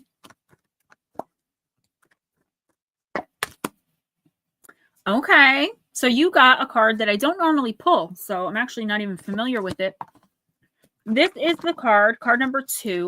I wonder what will happen next. Ready for adventure, precipice of change, pause before action. Miss Pixie, you're next, honey. And Carly, again, welcome. Thank you so much for coming in and showing your love and support and hanging out and being patient. We lose a lot of new people because I don't know when to stop talking. I can't help it. When you're channeling, there's like message after message after message, and Okay. Miss Carly, Alice was beginning to get very tired of sitting by her sister on the bank and of having nothing to do. Once or twice she had peeped into the book her sister was reading, but it had no pictures or conversations in it. And what is the use of a book, thought Alice, without pictures or conversations? Carly, there are points in life where everything seems quite perfect. Things are calm, all is well, and we are comfortable, sheltered, easy in ourselves and in the relationships we have. There is, in short, not really anything wrong. Then why, oh, why can we not feel satisfied in those moments? It's because free spirits grow restless amidst too much sameness, much as we find Alice and you, dear reader, at this time. While she ought to be enjoying an afternoon beneath the trees in late summer, Alice is actually a little fretful and very restless. She wants for adventure, to explore and to reach out beyond the comforts of her current existence. This is the very point you are at. Carly, you'll have to decide whether or not to enter into and enjoy all you have and have been given. There's nothing at all wrong with embracing it. Or, as you will know from Alice, this could be the point at which you begin to wonder whether this is the place from where you need to explore, stretch, or jump. A small part of you is tired with the tidy, comfortable, and repetitive. You would rather the adventurous, where you will learn more of who you truly are than you will in this in-between state of sameness, and people who never ask questions and are content never to go beyond the comforts of current living. You, dear reader, want more. This card tells you that very soon, if you choose, you will have an unprecedented opportunity for adventure. It's your decision, but I think I know what you will choose when the moment of change arrives, just in time to save you from the numbness of too much habit and repetition. This is the very edge of change. Prepare yourself. Your divination, this is a longing for excitement, wonder at what is meant to take place next, someone who is comfortable but vaguely dissatisfied. Be ready for a challenge and for new experiences. So I do see you, Carly, branching out a bit. This card isn't to say that everything in your life is perfect and hunky-dory and you're bored, right? But I do feel like in one area of your life, it's not that you're really bored. It's not that you're really dissatisfied. It's like, no, it's fine. It's fine. But like, you want something more. Like, I love my home. I love my family. I love my job. But like, it would be great if I actually made money. It would be great if I had my beach house, which is a dream of mine, right? So like little by little, and you're right, patience is key. In the next week or two, though, I would caution you to listening to people who are telling you to like play it safe. Like I would caution you from listening to them. There is something here I feel like you've been waiting for, and I do feel like I want to say secretly waiting for. So maybe you haven't told too many people that whatever this is a dream of yours, or that you've, considered it before. There's some special opportunity coming in for you. I don't know if this has to do with romance, work. If you keep coming in, like week by week, I'll start to learn more about you, and I'll start to be able to give you more detailed information. I also offer personals, just putting that out there. Whatever this is in the next week or two, I would actually say 2 weeks to a month that comes in. I do feel a sadness about it. Like I'm feeling like guilt and sadness a little bit, not enough to stop you from doing whatever this is, but I'll give you the perfect example. Okay. Just an example, not saying this is what's happening, but I'll try to put it into perspective. You've been in a relationship for X amount of years. You love the person. You never really talked about marriage, but you get along well. You live together. You've got a great job. But an opportunity comes in for you to move to France and make $3,000 more a month. But you can only go if you go by yourself. This is like, heck yeah, I am taking my dream job in France. I love you and all, and that's the type of opportunity I see here, where you may have to sacrifice something that is lesser. And I hate to say that if it's a person, but like lesser priority. This next 2 weeks to a month, Carly, is going to be about you prioritizing what and who are most important and putting yourself in the most important spot in your life. There is an opportunity coming in that's going to seem too good to be true. And while I normally tell people if a home seems too good to be true, it's usually haunted, that is not the case for you. This is actually what is being offered to you. This is an actual opportunity for you to learn and grow and vibrate higher and thrive. But you will have to sacrifice certain relationships or certain things in your life. And don't mind the itching. When spirit's here, one of the things that happens is my ears burn bright red and my whole body, my face specifically, starts to itch really bad. So I am no longer a drug addict, I promise. Who's next? You got Carly. You know what? You've got this. I feel like you already know that you're going to, like, if the opportunity for change, particularly in one area, comes along, it's like almost like you do anything. You're not going to have to, but you are going to have to leave some people, maybe some relationships behind. It is going to be worth it. Let's do Mark and then Laura, because Mark said he's getting pretty tired and stuff, and Laura says she doesn't mind. No, it's fine. Will you scare me or something? No, I don't know what I'm doing. No idea. Mark, I never know what I'm doing with I'm with you. With you, it's just a mogul of messes, so I just go with the flow. Jarvis, no. You know what's funny is that I've only seen like 2 episodes of the original X-Files in my life. But if it's coming back, I'm going to start watching it. The reason I can't get into it is because it's so old school. Like, a lot of the plots don't make sense because there are no cell phones. Like, I just can't get into it. You know, they're talking about bringing Fringe back, too.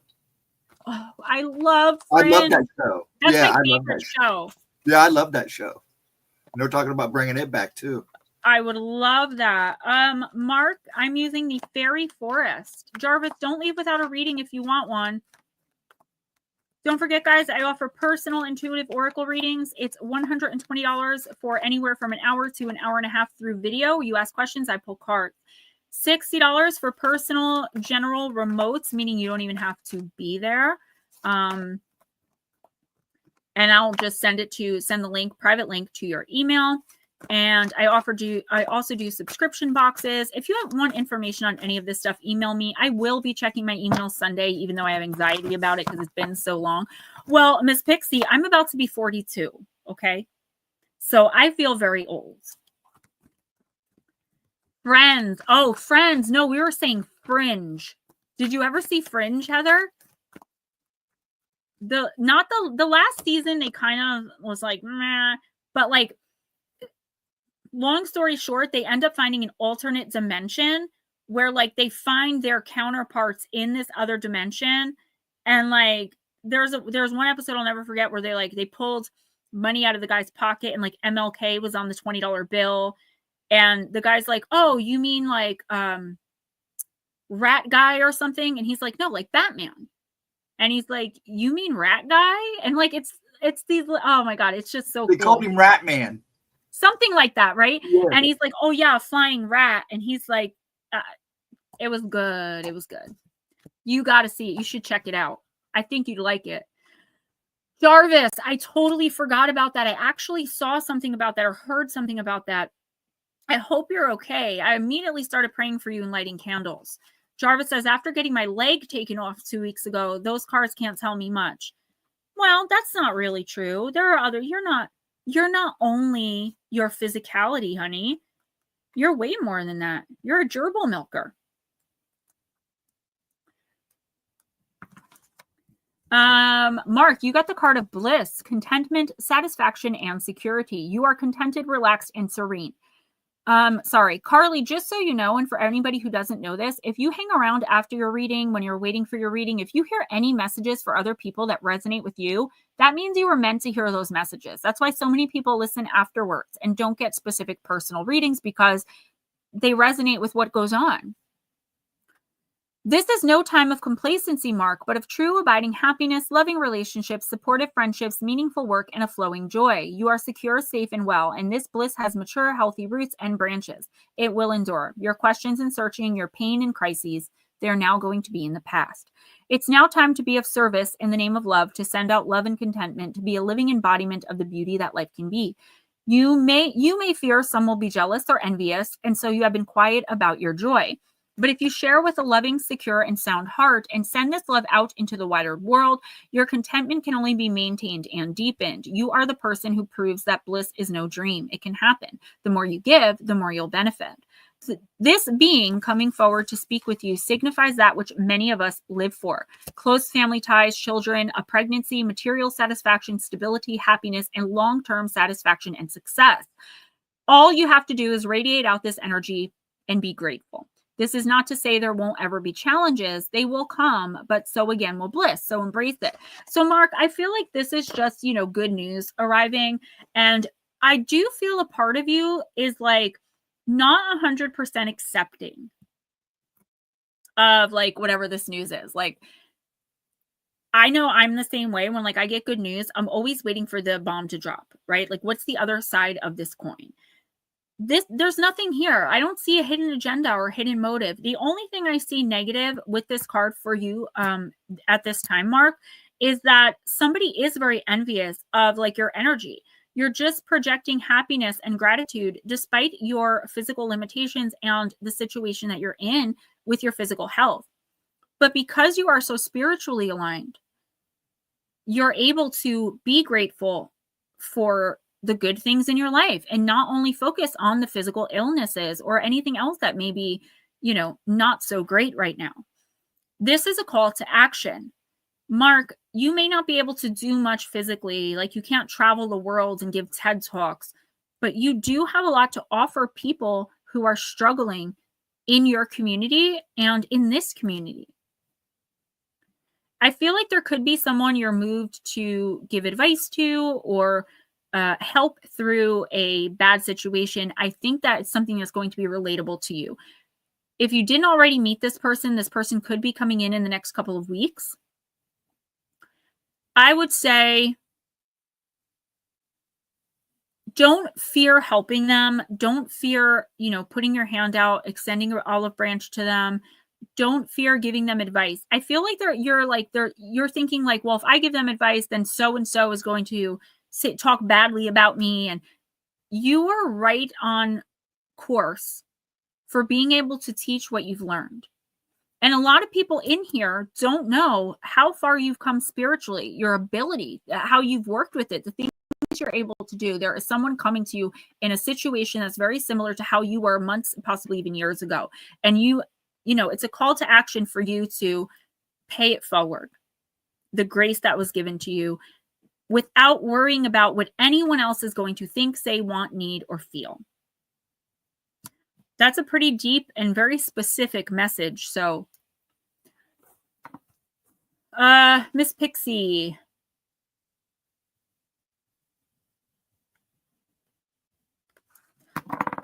I pulled out a deck that I almost never use. And I believe, Miss Pixie, the reason I was called for this deck is for you. Good night, Cliff. Thank you. This is Beyond Lemuria. Cats on catnip, for sure. I curse at my spirit team all the time. They literally laugh in my face when I do it. They don't care. They want you to get it out. Good, Mark. Good. You're so welcome. Thank you.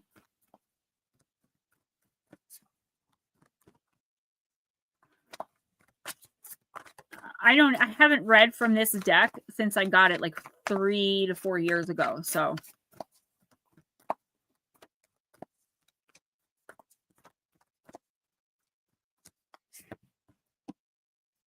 Card number 2, the root chakra, ground and center, Miss Pixie.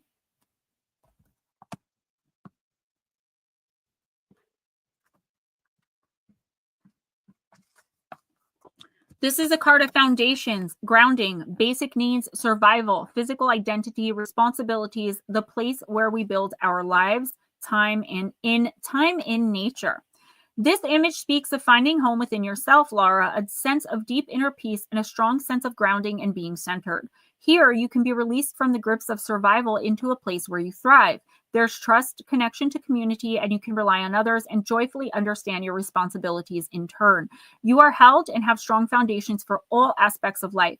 With your guard down, you have the tools to ride the waves if you need to, because everything's okay. Spend time in nature, sit or stand barefoot in nature, and feel your roots merging with the earth beneath you. Consider your founding beliefs. If they no longer serve you, it may be time to reconsider your priorities or the foundations you live your life by. Be aware of any recurring patterns that might be holding you back. Themes: home, foundations, physical bases, and responsibility. Healing position: base of the spine and the groin. Color wash: red. Julie girl! I was going to give you a timestamp because I'm like, I think Jules might be having a bad night. I picked up some crazy energy off you, so I hope you're feeling better. I'm sorry if I didn't acknowledge you. I thought I had because, girl, you know you're my girl. So, all right, Miss Pixie, you know you got to do some work now with your root chakra. You got this. Did you really? I don't remember a lot of them week from week. There is something here that I feel like you no longer agree with, or you no longer align with, I should say, but like you don't want to say anything because you feel like you're the only one that like doesn't agree with this, doesn't align with this, feels differently about whatever this is in a specific group or community. Now's the time to speak up. You have a way about you that, and I'm not even like, I think anyone in here who's had a conversation with you will agree, where like it's nearly impossible to be mad with you. You just have this energy of just like, I come in peace, you know, there's like no, right? Ghost, you're shaking your head. I'm right. I come in peace. You know, and it's beautiful. I don't meet a lot of people like that where there's just no boundary, but in a good way. So I feel like whatever Jules, hold that thought, honey. Whatever is here that you aren't aligning with anymore, I feel like now would be the time that it's okay for you to say it. Even if you just say it out loud to your team, you need to get whatever this is off your chest. I don't feel like it's a huge thing. I don't feel like it's life-changing or altering. You know, you could upset or alienate some people, but maybe it's time for these people or this person to be alienated, right? Work on your root chakra, spend time in nature, reconsider. I don't know if it's work that you're doing or research. There's something here that I feel like you either went or could be going down a rabbit hole, but like it no longer makes sense. And it could be something very, very simple.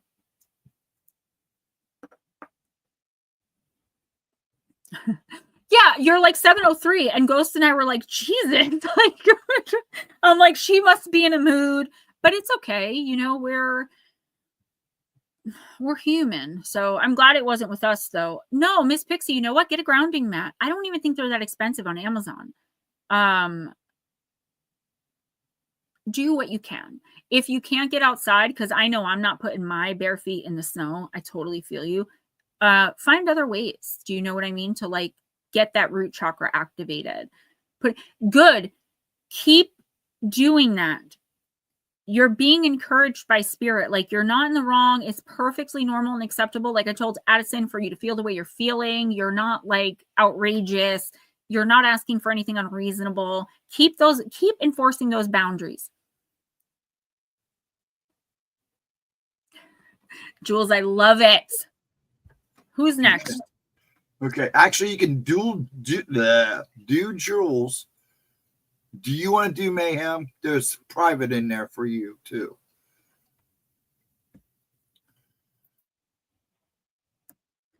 Mayhem. If you don't want to tell us who you are, that's fine. It's just a little weird because you said you know us. But if you want a card, let us know if you're a member or if you donated the $2 or if you can't. Miss Pixie, do you know how I started it? Separate beds. That may not work for you, but I'm just saying, girl, I feel you. I feel you on that. You have a strength about you right now that I feel like a lot of the times you do have an energy, not in a bad way. So please don't be offended, but like not meek, but like you're very approachable and you're very patient and you're always ready to offer grace, even to people who may not deserve it. I feel like you finally enforcing boundaries with someone who deserves it is such a powerful thing. And it's in you, Pixie, big time. It's there. Right. Like understanding who you really are as a person and that you are a person. And you had the right to feel how you feel. I have someone that I'm like, don't you care that you're hurting me? You're killing me. And the person says, well, you shouldn't be hurt by that. That is not how you love somebody. If I do something that hurts, for example, like my husband, I feel bad whether or not I understand why he's hurt. It could be the craziest thing. I still feel bad that I caused someone pain, right? But with the narcissist, they don't feel bad at all. They just tell you you're being ridiculous. Like I'm told a lot that I never let anything go. I'm always bringing up the past. Reminding you that 2 years ago, you said you were going to do something that you never did. That's not bringing up the past. That's trying to resolve an issue. Miss Pixie, I feel you. Addison, please do. We're here at between 7 and 7:15. Yeah, Jules. I like to start at 7 if I can, but I can't always. So I always put 7:15 up there. If you're subscribed to the channel, you should get notified. Otherwise, Batmom is here every week. She's a gemstone. So, all right. Who am I reading for? Miss Julie Girl. Jules, I'm going to use heal yourself. Right. And multifaceted Jules, this person goes out of their way. They're like, I didn't say I promise. No, but you said I'm gonna. So let's just make a crazy example, right? Say that there's an entire apartment in my downstairs basement and 2 spare rooms and 3 other spots where I could have a home office, right? Just for example. This person for 4 years, every time it's brought up, says, I'm gonna clean out the spare room. I'm gonna do it this weekend. I'm gonna do it. And then eventually got to the point where they're saying, I'll get to it. That way, there's no time. They said, well, I said I'll get to it and I will, right? They didn't, or like totally ignoring what you say. And then you bring it up 2 weeks later and they just like, oh, I can't remember 2 weeks ago. They like wait until enough time. Girl, I feel you. It's very frustrating. And I'm just glad that you're finally, yeah. Miss Pixie, that's putting it nicely. But I'm glad that you're finally understanding that. You do deserve better. Jules, everyone says that, but I think if you could see it, you'd understand that there's literally nothing I can do. Like every single available square inch is there. There's no... I mean, I'm going to get off it. Doing my best keeping my mouth. I'm going to get off it because I don't want to get myself in trouble. But when you tell someone like, I can't remember everything you need me to do, write a to-do list of like 10 or 15 things and I'll get to it. I was smart enough to date that to-do list. I put 12 things on it. That was January 15th of 2024. Not a single thing off that list was done. And I'm not allowed to bring it up. If I bring it up, I'm bringing up the past. I'm miserable. I'm a psycho, I'm a sick person, right? But I think it's perfectly reasonable to say, hey, you told me to make this list. That was a year ago. And no matter how I approach it, I'm always wrong. If I'm yelling and screaming, I'm wrong. Look how I'm behaving. If I'm approaching it with kindness and grace and just trying to have a conversation, I'm completely ignored as though I'm not even in the room. Sometimes to the point where the person actually looks surprised to see me and I've been talking for 10 minutes. Jules, I can't wait because it is getting to that point where like I'm ready to put my foot down and be like, look, I keep the common areas completely clean. I mop, I deep clean the kitchen.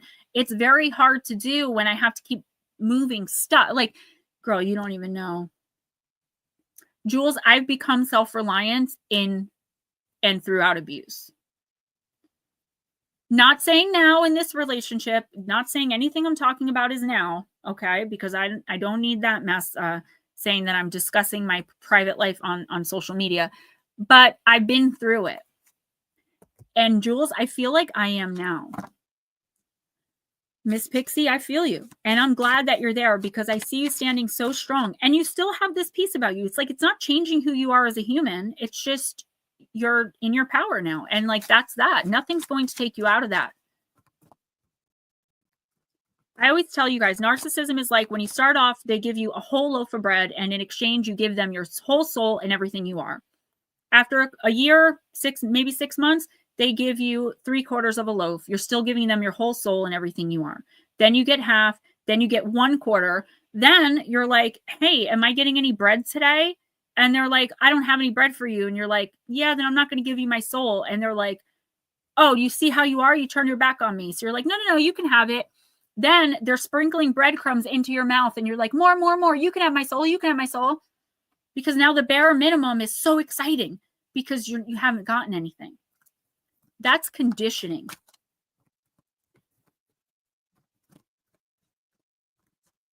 Like when I'm in a situation where I have to beg someone to please do something nice for me on my birthday, on Valentine's Day, that's an issue, right? I mean, that's the bare minimum.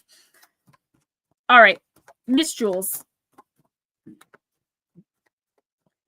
Yeah, I used to get mouthy, but I noticed that when I did, the conversation would turn to my attitude. So I really had to be very focused, very even, very level, and fact. You said you were going to do this and you didn't. You said you do it by here. You didn't. I feel like this because you did this. No emotion. If I cry, I'm a sick person. If I scream, I'm a lunatic. If I complain, why am I complaining? I've lived worse. I was a junkie. I mean, these are the types of things that, can get to a person. But I think after so long, it's just like, I know who the sick person is or knew. Okay. I'm going to get off it because I do have spies that could go back and tell this person I was talking about them badly, even though I never said who it was. Okay. Ooh, Jules, you got card number 25, the card of alchemy.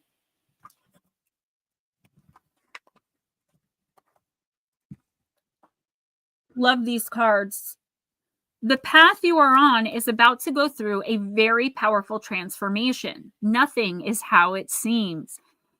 Jules, you have an opportunity to take a big leap in your level of consciousness. It's extremely important that you focus on letting go of any negativity and beliefs that no longer serve you. You have access to the energy of alchemy, which can transform the most challenging experiences into incredible gifts and miracles. Meditate and take action on your highest goals and dreams. They are on their way to coming true. Let go of any expectation. What is about to appear can surpass anything you could dream of anyway. The most important part is that you are prepared and ready to receive. The energy around you is very potent at the moment, so make sure that you're using this time as productively as possible. Give yourself time for prayer, gratitude, and celebration. This is focusing on only the blessings in your life, and that's hard to do a lot of the time. I mean, I think we're all guilty of focusing too much on the negative. Where did I put this deck? So strange. It's like missing. I don't know. Okay. But I feel like right now, if you can turn your attention to just focusing on the positive, there's something that you've been either dreaming of or like working towards, really wanting for a really long time. And you're in the energy of receiving it. I feel like you are stuck in your ways, but in a good way. You're in your power. You're not taking no poop from nobody. And these types of moments don't last forever, right? We end up getting sucked back in somehow. Our humanity overtakes us. We talk ourselves into and out of anything, right? Jules, right now where you are, you could literally manifest pretty much anything you want. And I feel like all you have to do is focus on how far you've come, not where you used to be, right? Like, I don't focus on the fact that I used to be an addict. I focus on the fact that for 6+ years, I have not been one. Do you understand what I'm saying? Like, I feel like you should just, I love you too, Miss Pixie. I feel like you should just, Deadpool accurate, dead balls, right? I feel like you should just really appreciate yourself, be grateful for yourself, the lessons you've learned, the crap that you've come through and gotten through and came through alive and kicking, and you haven't given up. Those are all major kudos to you. Once you can look at yourself in that light, you are going to be so pleasantly surprised by the opportunities that come in, the people that come in. I do feel like a new person or people, not so much romantically, but just like, wow, I found my tribe, like you do in this room, but like in person with 1 or 2 people. This is really living and like enjoying your life. Whether you feel it right now or not, it is coming in. Who's next? I don't know. Where did I put this deck? I saw you put it down. Where'd you put it? I don't know. It's so strange. It's like, no. Look to your left. No. Or look to your right. It's not here. I don't know. Very strange, but I'll find it. Oh, I see it. I put it underneath 2 other decks. Okay. That was freaking me out. Mike J, if he's still here. Mike, do you want a reading? Hey, Juan, how you doing? Area 51. What you doing, Juan? What's up? Long time no speak. Yeah, long time no stream, dude. What's up? How are you? Mike, are you here? Do you want a card or not? Behold. Behold yourself. Where's your pants? Get your pants on and get in here. I'm telling the missus on you. Who's after Mike? Let's go ahead and do, well, I don't know. Divine, are you still here, hon? Divine, Smoochy. Well, Smoochy, if you're here too, you got Mike, Smoochy, Divine, Netter. I don't know if Snowdub wants one or not. Snowdub had to leave. And Blue and Chris. That's all you have left. Okay, Snowdub had to leave. And Juan. Do you want a Juan? Juan, I'm so sorry to hear that, honey, but California, huh? How's that going for you? I guess depending on which end of the political spectrum you stand on, you're having a good time or you're not. Mike is definitely pooping. Somebody said poop. Poop.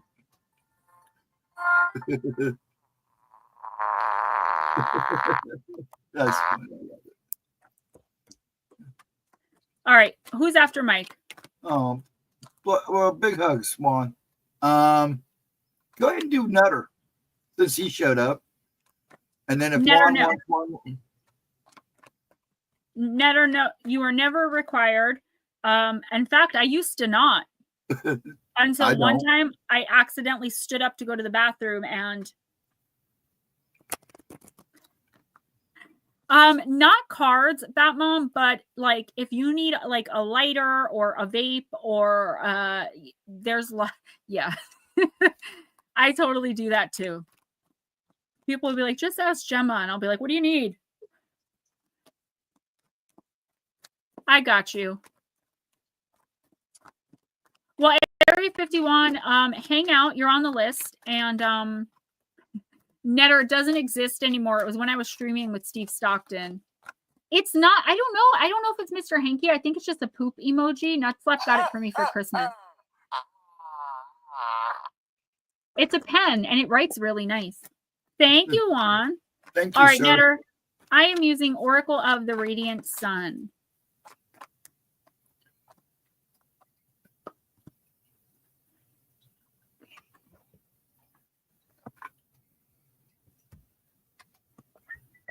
Sorry, guys, but after this one, I've got to run to the restroom again. No. Oh, I'm not asking. So this is Venus in Pisces. Very interesting. This is interesting, Netter.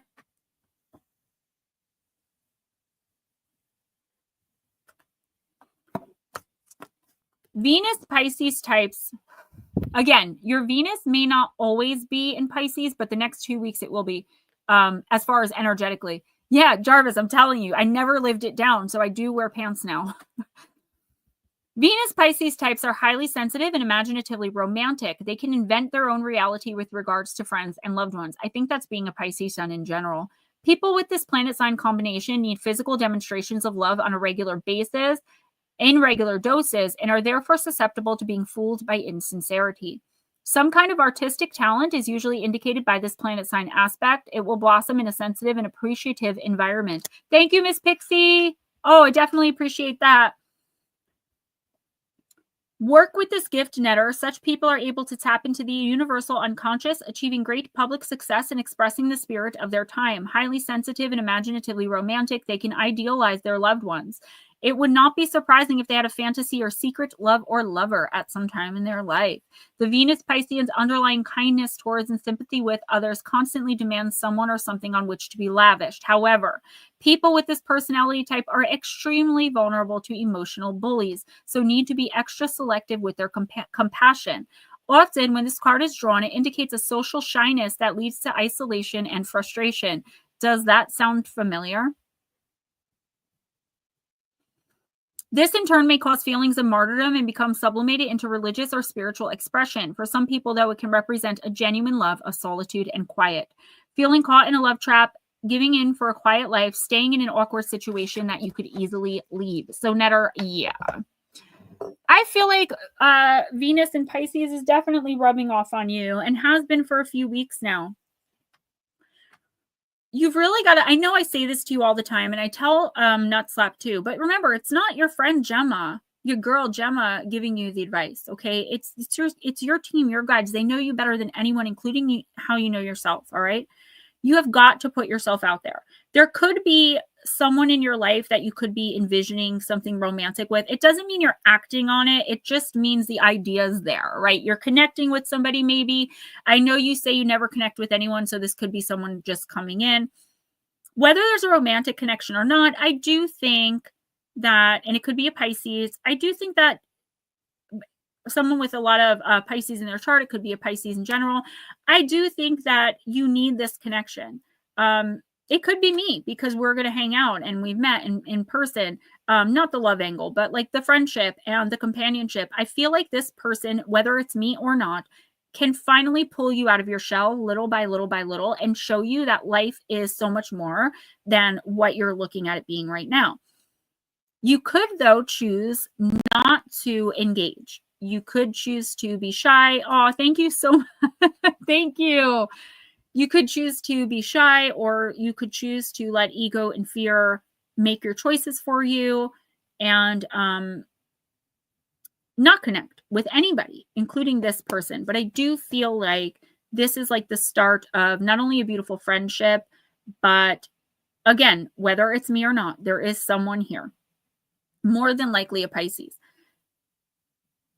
I feel like you both really need whatever this is, this friendship, this companionship, this safety zone. And I feel like this person could lead you and guide you out of your shell.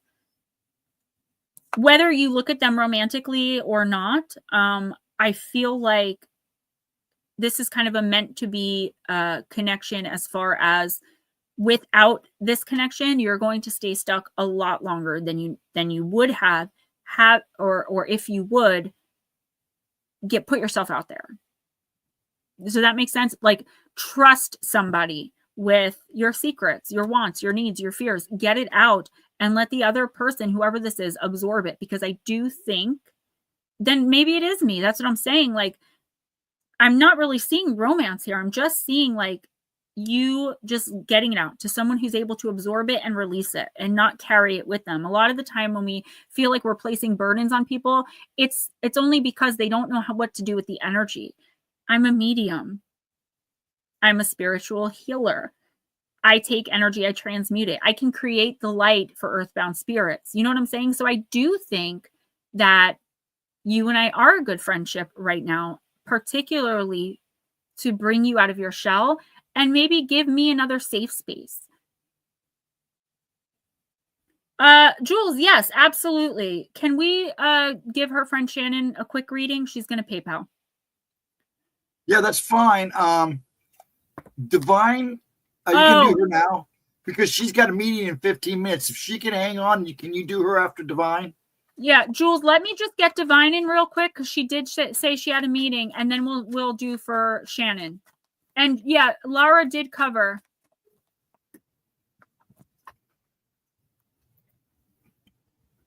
Thank you, Laura. Sometimes I'm not really paying attention.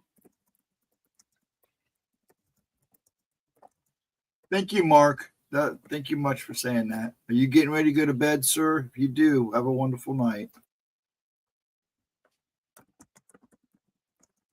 I'm just making a note for myself, and I'm going to get these done very quickly. All right. So this is divine, and then we're going to do dark goddess for Shannon. Divine, you got the moon dealing with a Cancer or a Pisces or someone with a lot of Cancer and Pisces in their chart. Boy, Pisces is coming up, huh? Card number 50. And divine, again, I can't thank you enough for the gifts and just for the, endorsement. I'm so glad you enjoyed your box and you and your daughter enjoyed that. Divine, this is a sign that you must trust your gut. Your instincts and intuition will lead the way through the darkness. When you choose the symbol of the moon as your guide, you know that it is necessary to look beyond the obvious to know the truth of something. Sometimes people will say one thing and you have a weird feeling that they mean something else altogether. You have this power. You're being asked to use it now. I did say I was going to make these quicker, but I don't really even need to rush through this. He's a Pisces. Oh my God, no wonder. It all makes sense now because low vibrating Pisces, people sleep on low vibrating Pisces. And let me tell you, when I was low vibrating, I was the meanest, most vindictive, most evil. I mean, straight up evil human being you would ever meet. I own that. Not proud of it, but I own it. So I understand exactly what you're doing. I did not care. People didn't have feelings to me. I'm telling you, it was bad. This is you not being sucked in. In the next couple of weeks, I feel like, just like I felt for a while, and I feel like he's always coming up in your readings, like he is trying to manipulate you. He's trying to catch you at a vulnerable moment. He's trying to trip you up. You already know and see this. I mean, I don't even have to say much. Blue, yeah, I was wondering where you went. Keep your guard up around him, not just like his BS, but like literally keep an energetic guard up from him. I do feel like he's struggling through some attachments. And while that's not your problem, it could lead to a little bit of an understanding of why he is the way he is and why you need to stay away from him as much as possible, with also giving him the grace and courtesy of allowing him to try to co-parent. What I just heard is you may have to rethink that. I don't know what's going to happen. Please just keep your guard up and keep yourself spiritually and energetically protected as well. Now, for Miss Shannon. Okay, so that's where it's like you need to reconsider. You didn't even have to. He's not there. But listen, that is not your fault or your problem. And I'm just going to tell you what I'm getting from Spirit. Like, it may come to a point where, you can't allow him to be around, and your daughter's going to be affected more than anyone on that. But I do think in the next 3 to 6 months, you're going to come to a situation where it's like you have a decision to make, and you do have to rethink it. Well, it's not me, it's your spirit team saying, like, be careful, because something's coming that you're going to have to be like, you know what, I can't keep putting her through this. Shannon, Isis, the card of resurrection. Latro, hey, yo. Self-sacrifice, the price is paid. Needs of others have been made. Time to rise and to become the best for you and your kingdom. By the power of the dark goddess in me, protection and place blessed be. Shannon, why have you sacrificed your own life for the sake of others? You have given away the most precious thing in life. You.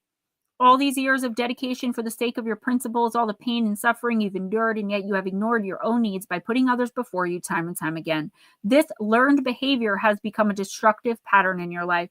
Stop self-imposing the victim upon yourself and take steps to live out your own dreams. By self-sacrificing yourself, you have forgotten who you truly should be and should have been. Never act as others expect you to be. Instead, take responsibility for your life and quit blaming others for your disappointments and failures. You need to be in service to yourself, first, foremost, and always. Take care of yourself and learn to say no, especially when others' demands enslave you. Be like a phoenix as you rise from the ashes of resurrection, for Isis invites you to reclaim your personal power. Stop behaving like a martyr. Always help with a loving heart and never resentment. Hand any guilt over to Isis. Make a commitment to be kind to yourself. Make a list of your goals and take steps to achieve them. Take control and responsibility for your life. Carpe diem. Divine, you're not wrong. And you're not wrong. You know that. But I do not envy your situation. As someone who had 2 of her children kept from her for 13 years, I do see both sides. I really do. But you're my girl, so of course I'm going to take your side. And I got to take Emma's side. You have to take the child's side in this, right? I always said, like, if Ray and I ever split up, I would never weaponize our son. Like, we're not splitting up, but like, I would never weaponize our son. You want to see him, you see him, but you show up for him every time. Right?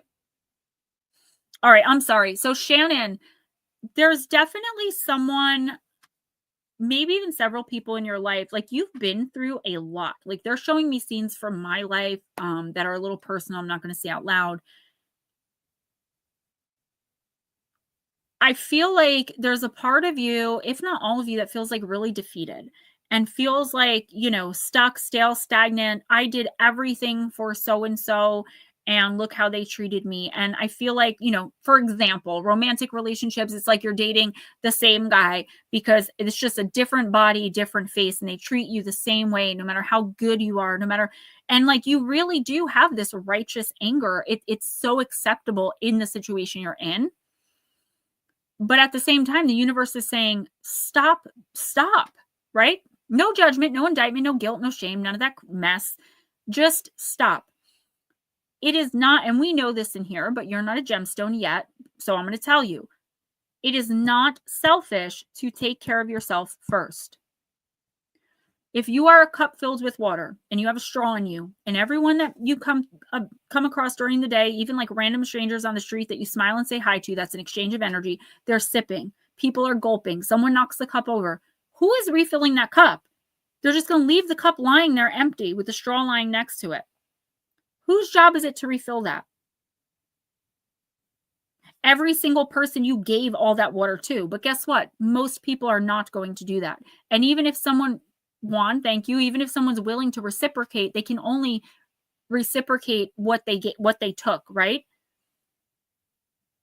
Shannon, it is time for you to really stand your ground. And don't worry if somebody's going to be mad with you, if somebody's going to never want to see you or talk to you again. If someone's going to be mad because you say, I need to do this for myself, or I don't want to do that, it's not going to make me happy, it's going to make me feel XYZ amount of way, type of way. So that person, should they really deserve to be in your life if your happiness makes them upset? Shannon, I actually feel like my heart is hurting. When I do these readings, I usually pick up the energy and sometimes the emotion of the people I'm reading for, and I just feel broken.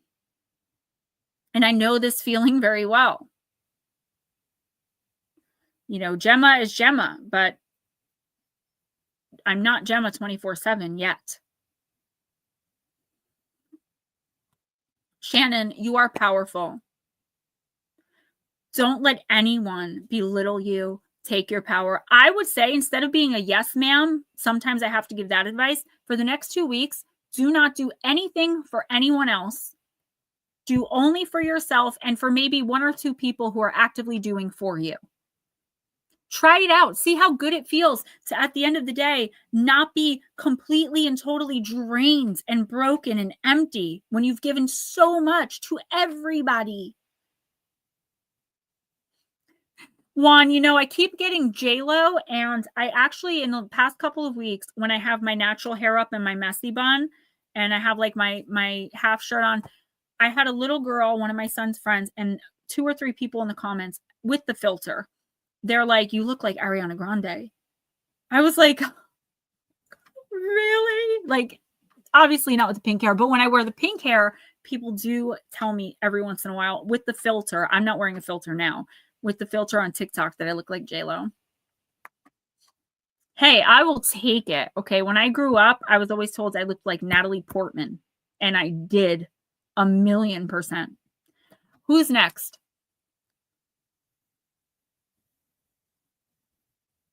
Nut slap. Nut slap, you better be here.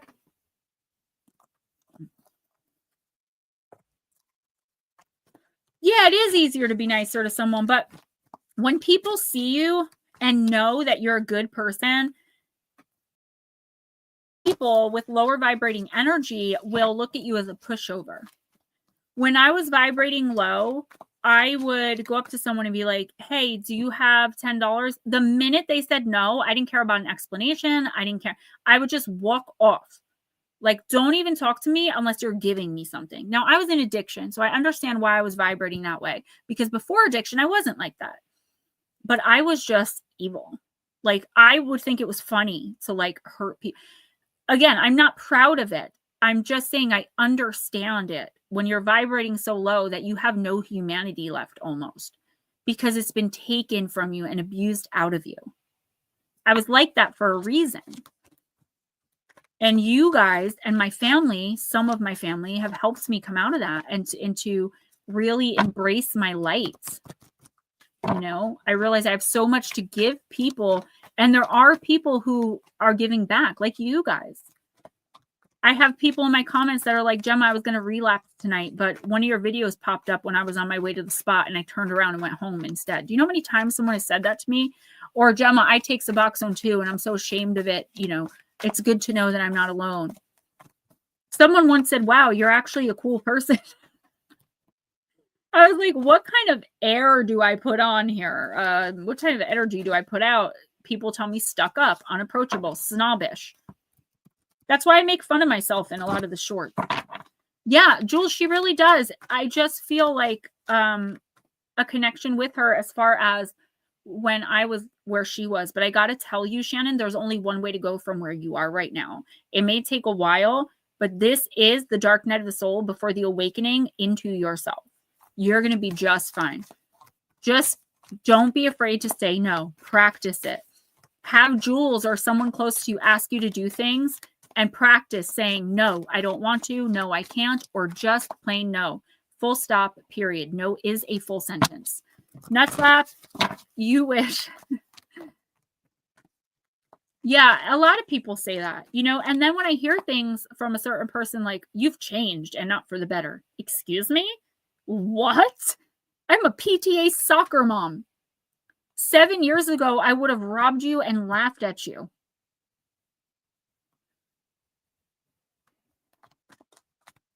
Yeah, I've changed. I was dying back then.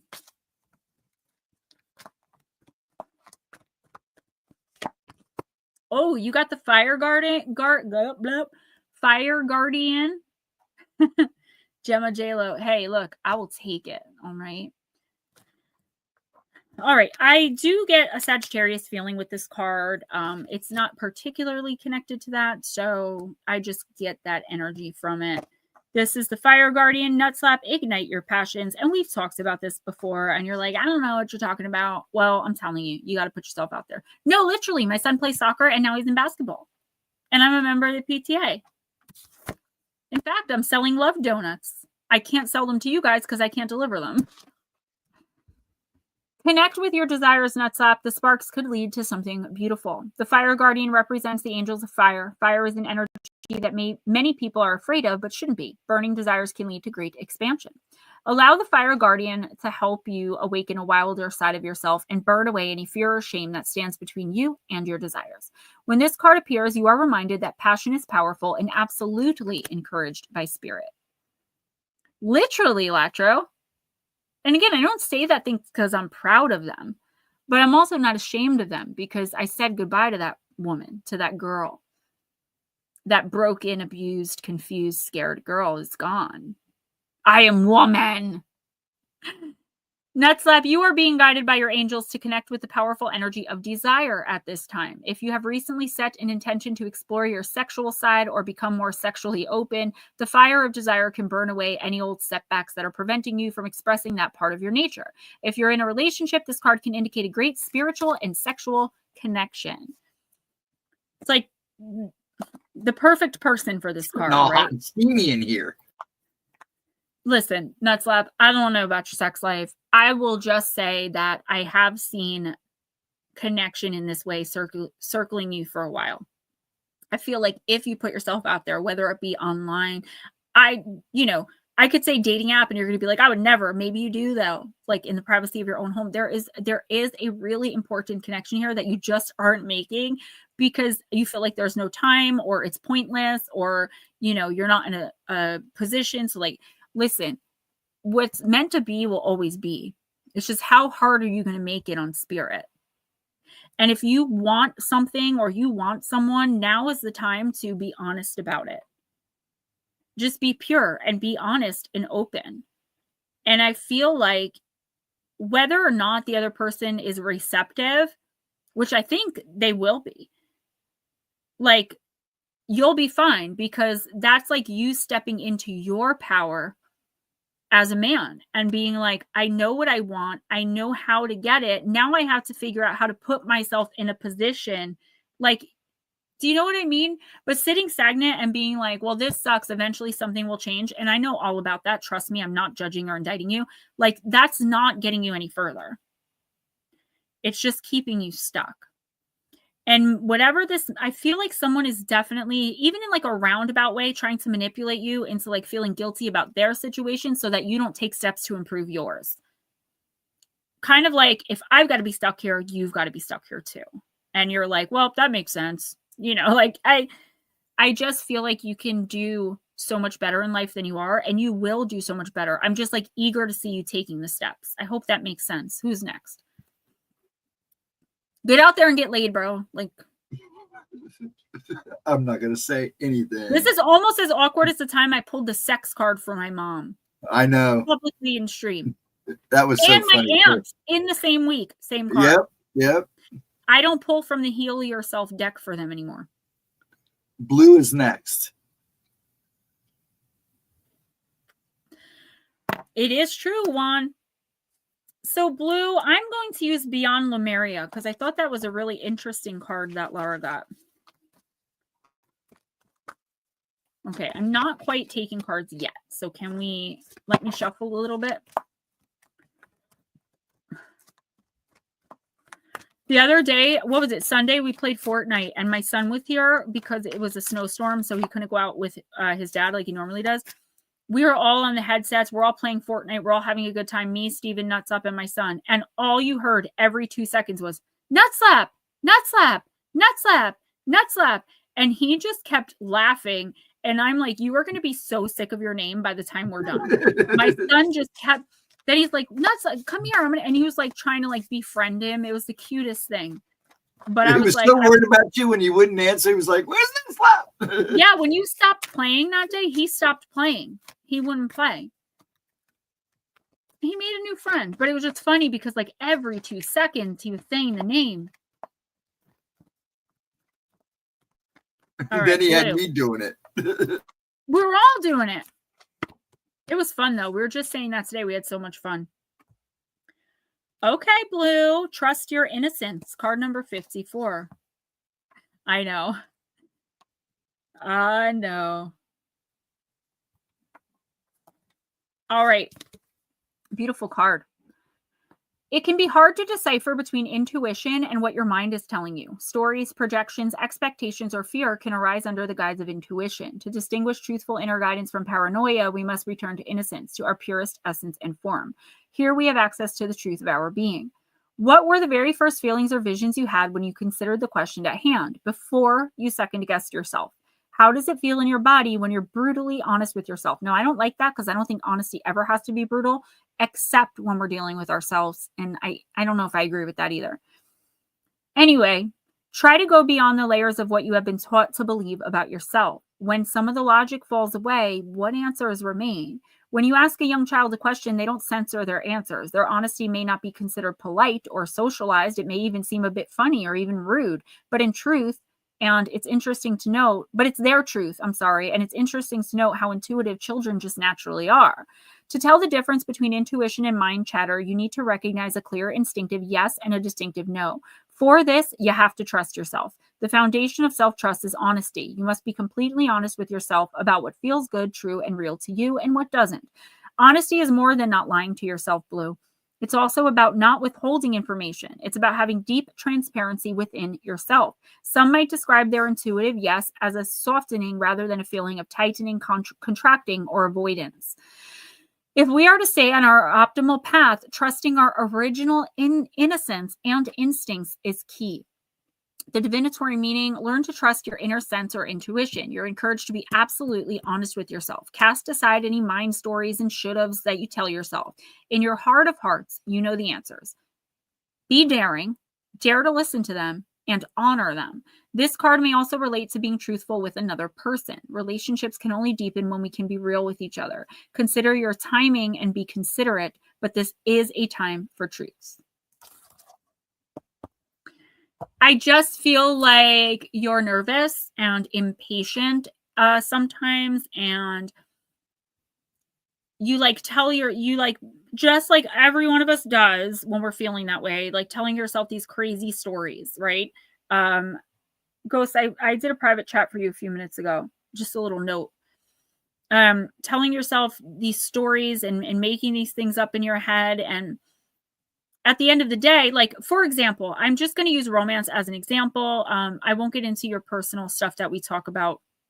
I'll just say, for an example, like you're in a new relationship and you trust the person, but you've been hurt before, kind of in the same situation. So when you're with the person, everything's good and you're feeling great and you're being honest with yourself. You're being honest about the energy, the chemistry, etc. But when that person's not around or not available, you once again slip back into telling yourself, you know, this is too good to be true. They've got to be lying. This is never going to happen. It's impossible. And then when you talk to them or see them again, you're perfectly fine. Like, I feel like that you're doing this. And the universe is saying, even if something is hard for you to face, at the end of the day, if you face it, things are going to work out so much better because you can only deal with things as you go through them and face them. If you ignore them, they just sit in the corner and fester.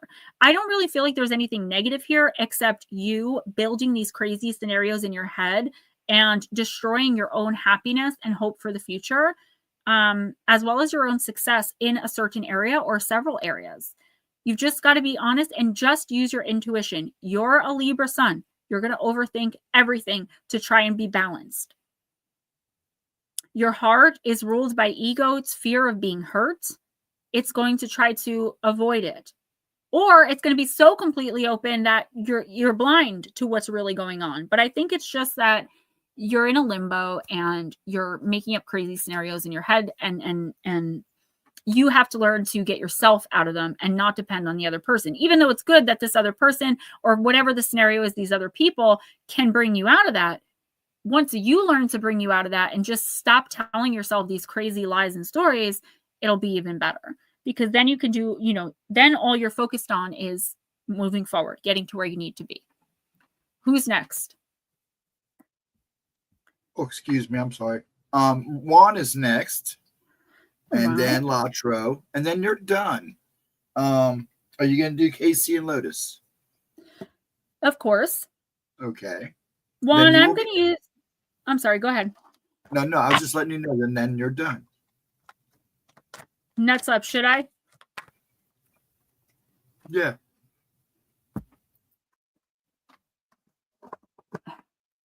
Some decks, like the Celebrity Spirit and this one, I really like them, and like I use them sparingly, even in personals. Some I don't read well, but some I do, and I really love this deck. Then if Latro, if you want a card, you need to let us know, and then you will be next. Everyone's covered. Guys, I could really use the PayPal and Cash App donations. It's a weekend. I don't have any money. I'm waiting to get paid from the people that I write for, and that could take weeks. I made between $70 and $80 less this month than I normally do off donations for my paycheck. So I'm struggling. I know everyone is, but anything y'all can do would be great.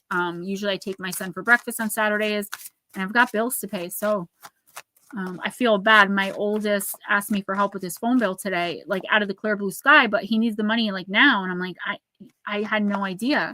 I can't just come up with $80. I have to get like a writing job. And guys, it's so frustrating. I could sit here and just talk about it for hours. You're welcome, love bug. All right. I think Chris wants one too. So, all right, we'll do Jarvis next, and then Latro, let us know. So you got, what movie is, I think I know what movie this is. Hold on. You got Face.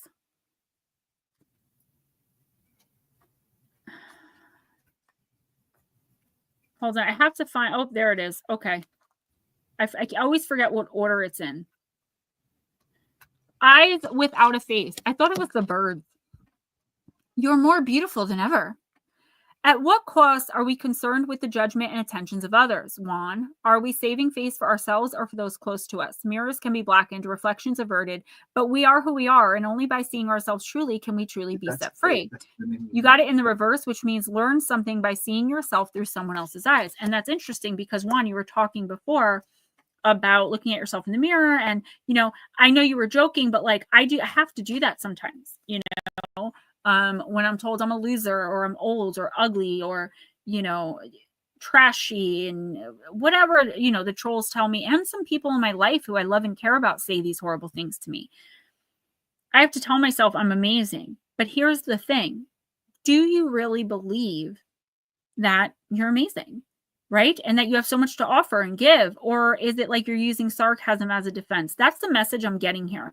I do feel like there's a situation that you're in or that you're about to be in where I'm getting the feeling of like, well, I shouldn't have said that, but whatever. I'm not turning back now. Right? And we all get like that. We all do that. I feel like this is the universe telling you, like, it's okay to realize you were wrong, and it's okay to offer forgiveness and make amends. But I don't know why this is coming up here. Forgiveness doesn't have to equal reconciliation. One, I feel like there's someone in your life, it could be several people, but I'm getting one person in particular who just does not appreciate you. It's like no matter what you do for them, no matter, like, they just don't appreciate you. And I feel like this is the universe also telling you you have to face the truth, and you're the one who has to face yourself at the end of the night. One, in the next couple of weeks, just like I told someone earlier, I think it was Shannon, try to really focus on self-care. Doing little things that you enjoy doing, making time for yourself to the best of your ability, and hanging out with people who appreciate you and who value you. Energy is about reciprocity, right? So people who match your energy.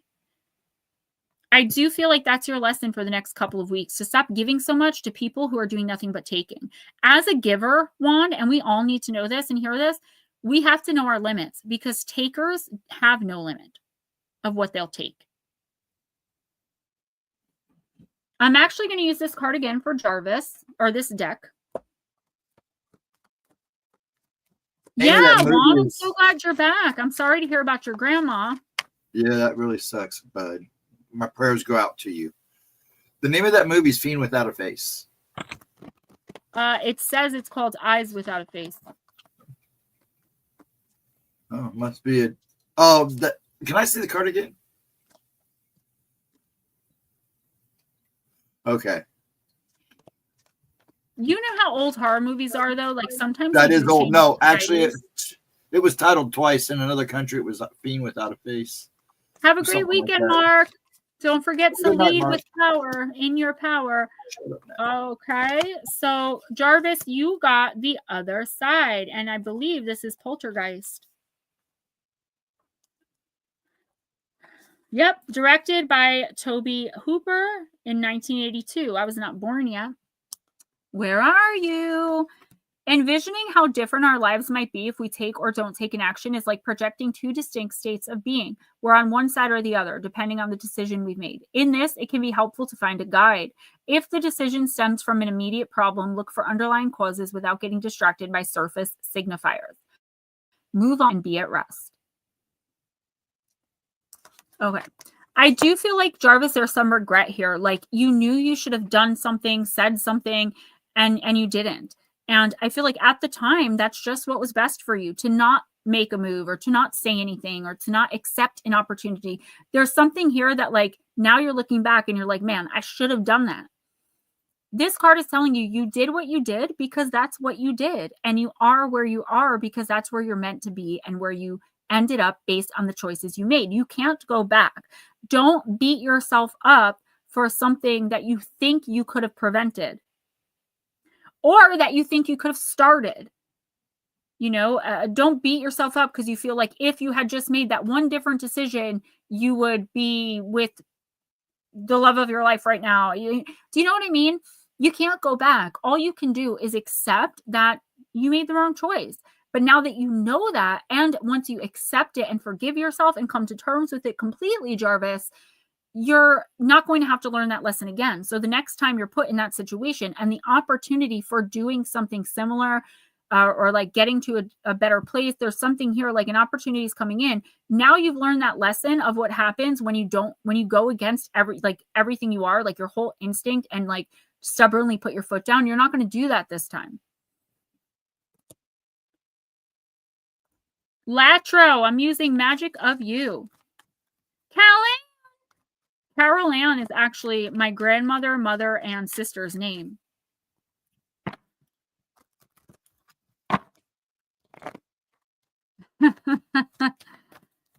Basically.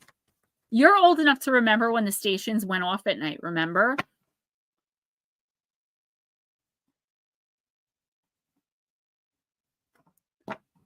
You're welcome. I hope you feel better. At the very least, I hope you're on some killer pain meds. You know, not abusing them. All right. I love this card. Translucence. Card number 33, Love the Darkness. This card is really creepy, but it is one of my favorites. This one and Ubuntu, which is the next card. Latro, it's time to enter the underworld. You have been existing on the superficial plane for too long, and a balance is required. Be like the goddess Persephone, who descended to the underworld. In the patriarchal myth, it said she was stolen by Hades, but this cannot be true. A goddess that powerful would never be kidnapped or napkid. In a matriarchal society, she would have been described as entering willingly and then deciding to have Hades as her partner. This maiden of translucence has her eyes closed, like the fool of the traditional tarot deck. This is the card signifying the beginning of life's next magical adventure. She's letting go, and her winged bird steed is preparing to plunge into the cracked earth opening up before them. The forest branches beckon. Come this way. When translucence appears, it's also time to redefine your own parameters, protect your sanctuary, and willingly take the journey into the unknown inner verse of you. Latro, feathers are shedding, the hand is beckoning, take the journey. This card is saying it's time to fall in love with the darkness. There's definitely some opportunity here that I feel like you're kind of wishy-washy on. You're going back and forth, weighing the pros and cons, which is really good. But I feel like the reason you haven't made a decision yet is because I don't know what this is, but I see you as like, I don't know if you're trying to impress somebody or trying to piss someone off maybe, but you haven't made a decision yet just because like, I don't see that you're like confused. I just see that like someone else is in your ear. The universe is saying this may seem like it's only like, for example, I don't know, say like you were expecting $1 million, but you only got 900,000. So you're looking at this as the lesser of two evils, but you have to remember the lesser of two evils is still evil. Latro, take whatever this opportunity is, regardless of whether or not someone else thinks it's a good idea. I do feel like you're embracing maybe a different spiritual practice or researching something that's a little bit, many people may not understand. That's just this community. Latro, I don't see you in any kind of trouble, but I do see you at the beginning of a very, very long, arduous journey, but it's going to be 1,000,000% worth it. But you have to take a leap of faith and trust that the universe is going to continue to provide for you to move you along your way. This is the beginning of your awakening, and it's beautiful. Even as you fall into the darkness, it's just the darkness of you. It's just you getting to know your shadow side, what you bring to the table, what you won't tolerate. It's like a whole new you. This is so high vibrating and you're stepping right into it. But you have to be willing to leave some people and opportunities behind.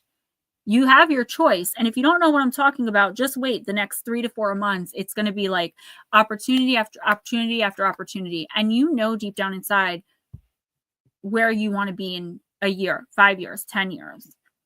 And you know how to get there. So just start your journey. You're going to end up in the right place. Is that it for readings? Anyone in here that did not get a reading that wants one? Otherwise, I'm doing 2 timestamps and I'm going to have dinner and go to bed. I got to get up early. Guys, please don't forget to donate to PayPal or Cash App if you can. Latro, yeah, I mean, that's spirit. All right, this is KC. I'm using Wisdom of the House of Night. Card number 48, the card of obedience.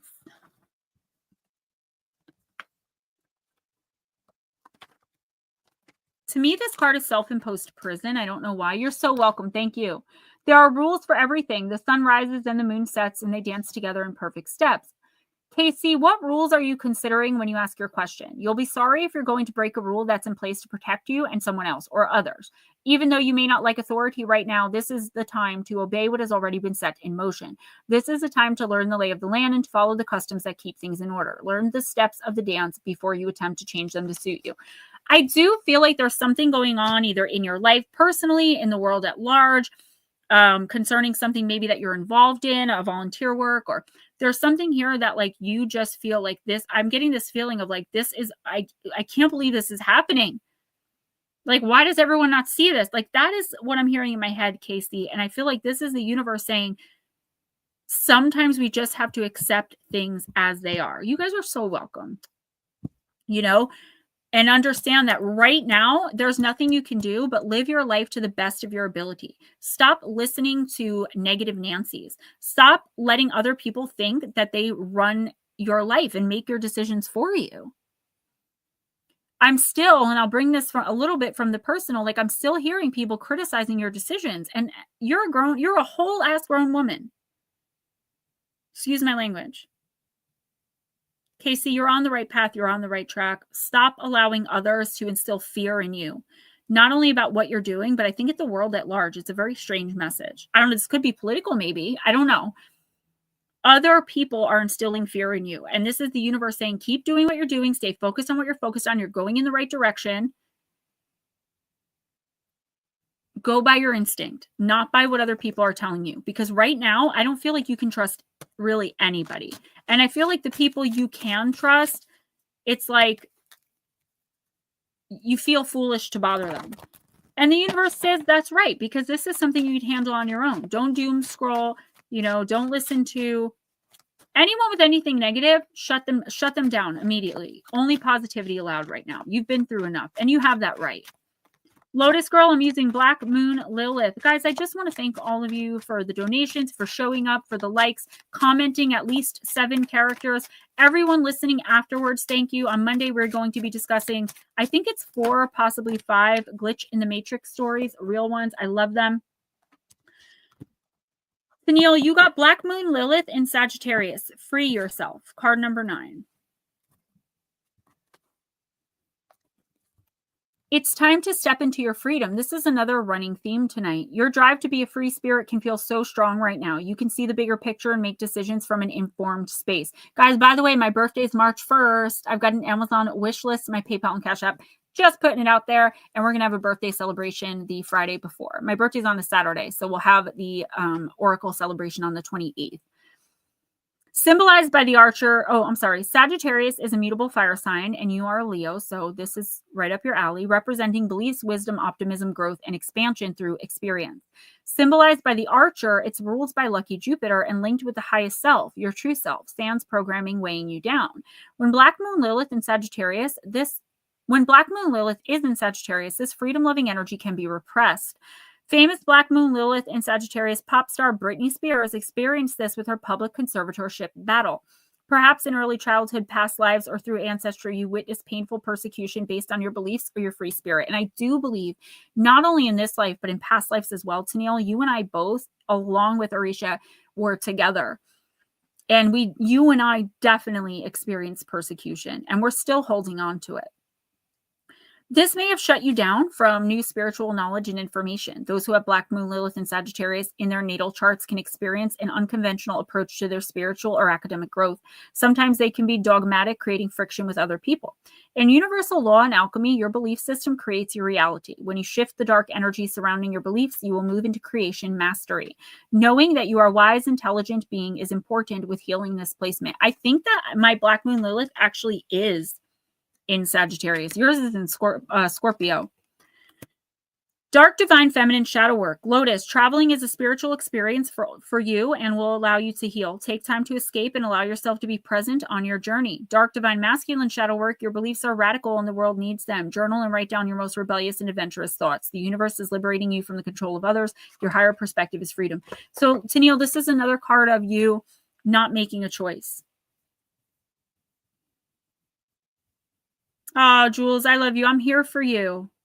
If you need me, I'm here. You got to just be like, Gemma, this is something serious. I really need to talk to you, and I'll make time.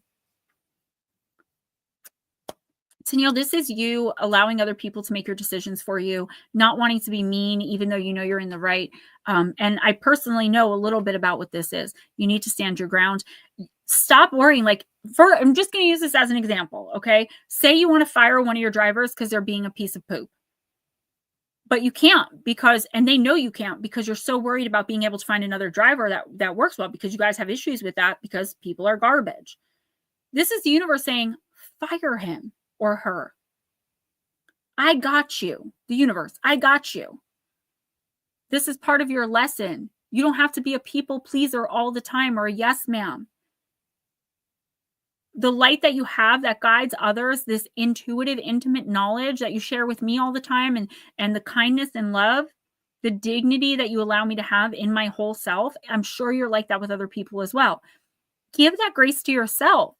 Tennille, now is the time, girls. Start depending more on spirit and stop worrying so much. I know it's so easy to say, I know, because you tell me all the time and I can't stop worrying. But if you can and just make decisions based on what is right for you, you're going to be just fine.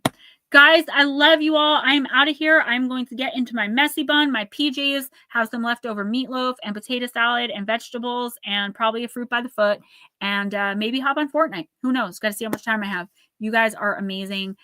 Thank you so much for being you. Don't forget to donate. If you did donate, no matter how you did it, I do appreciate it. You guys make it so that I can do this for a living. I don't make much money, but I am a whole complete person as Gemma. And if it wasn't for you guys, I wouldn't have that. Ghost, I'll message you in a little bit. Bye, guys.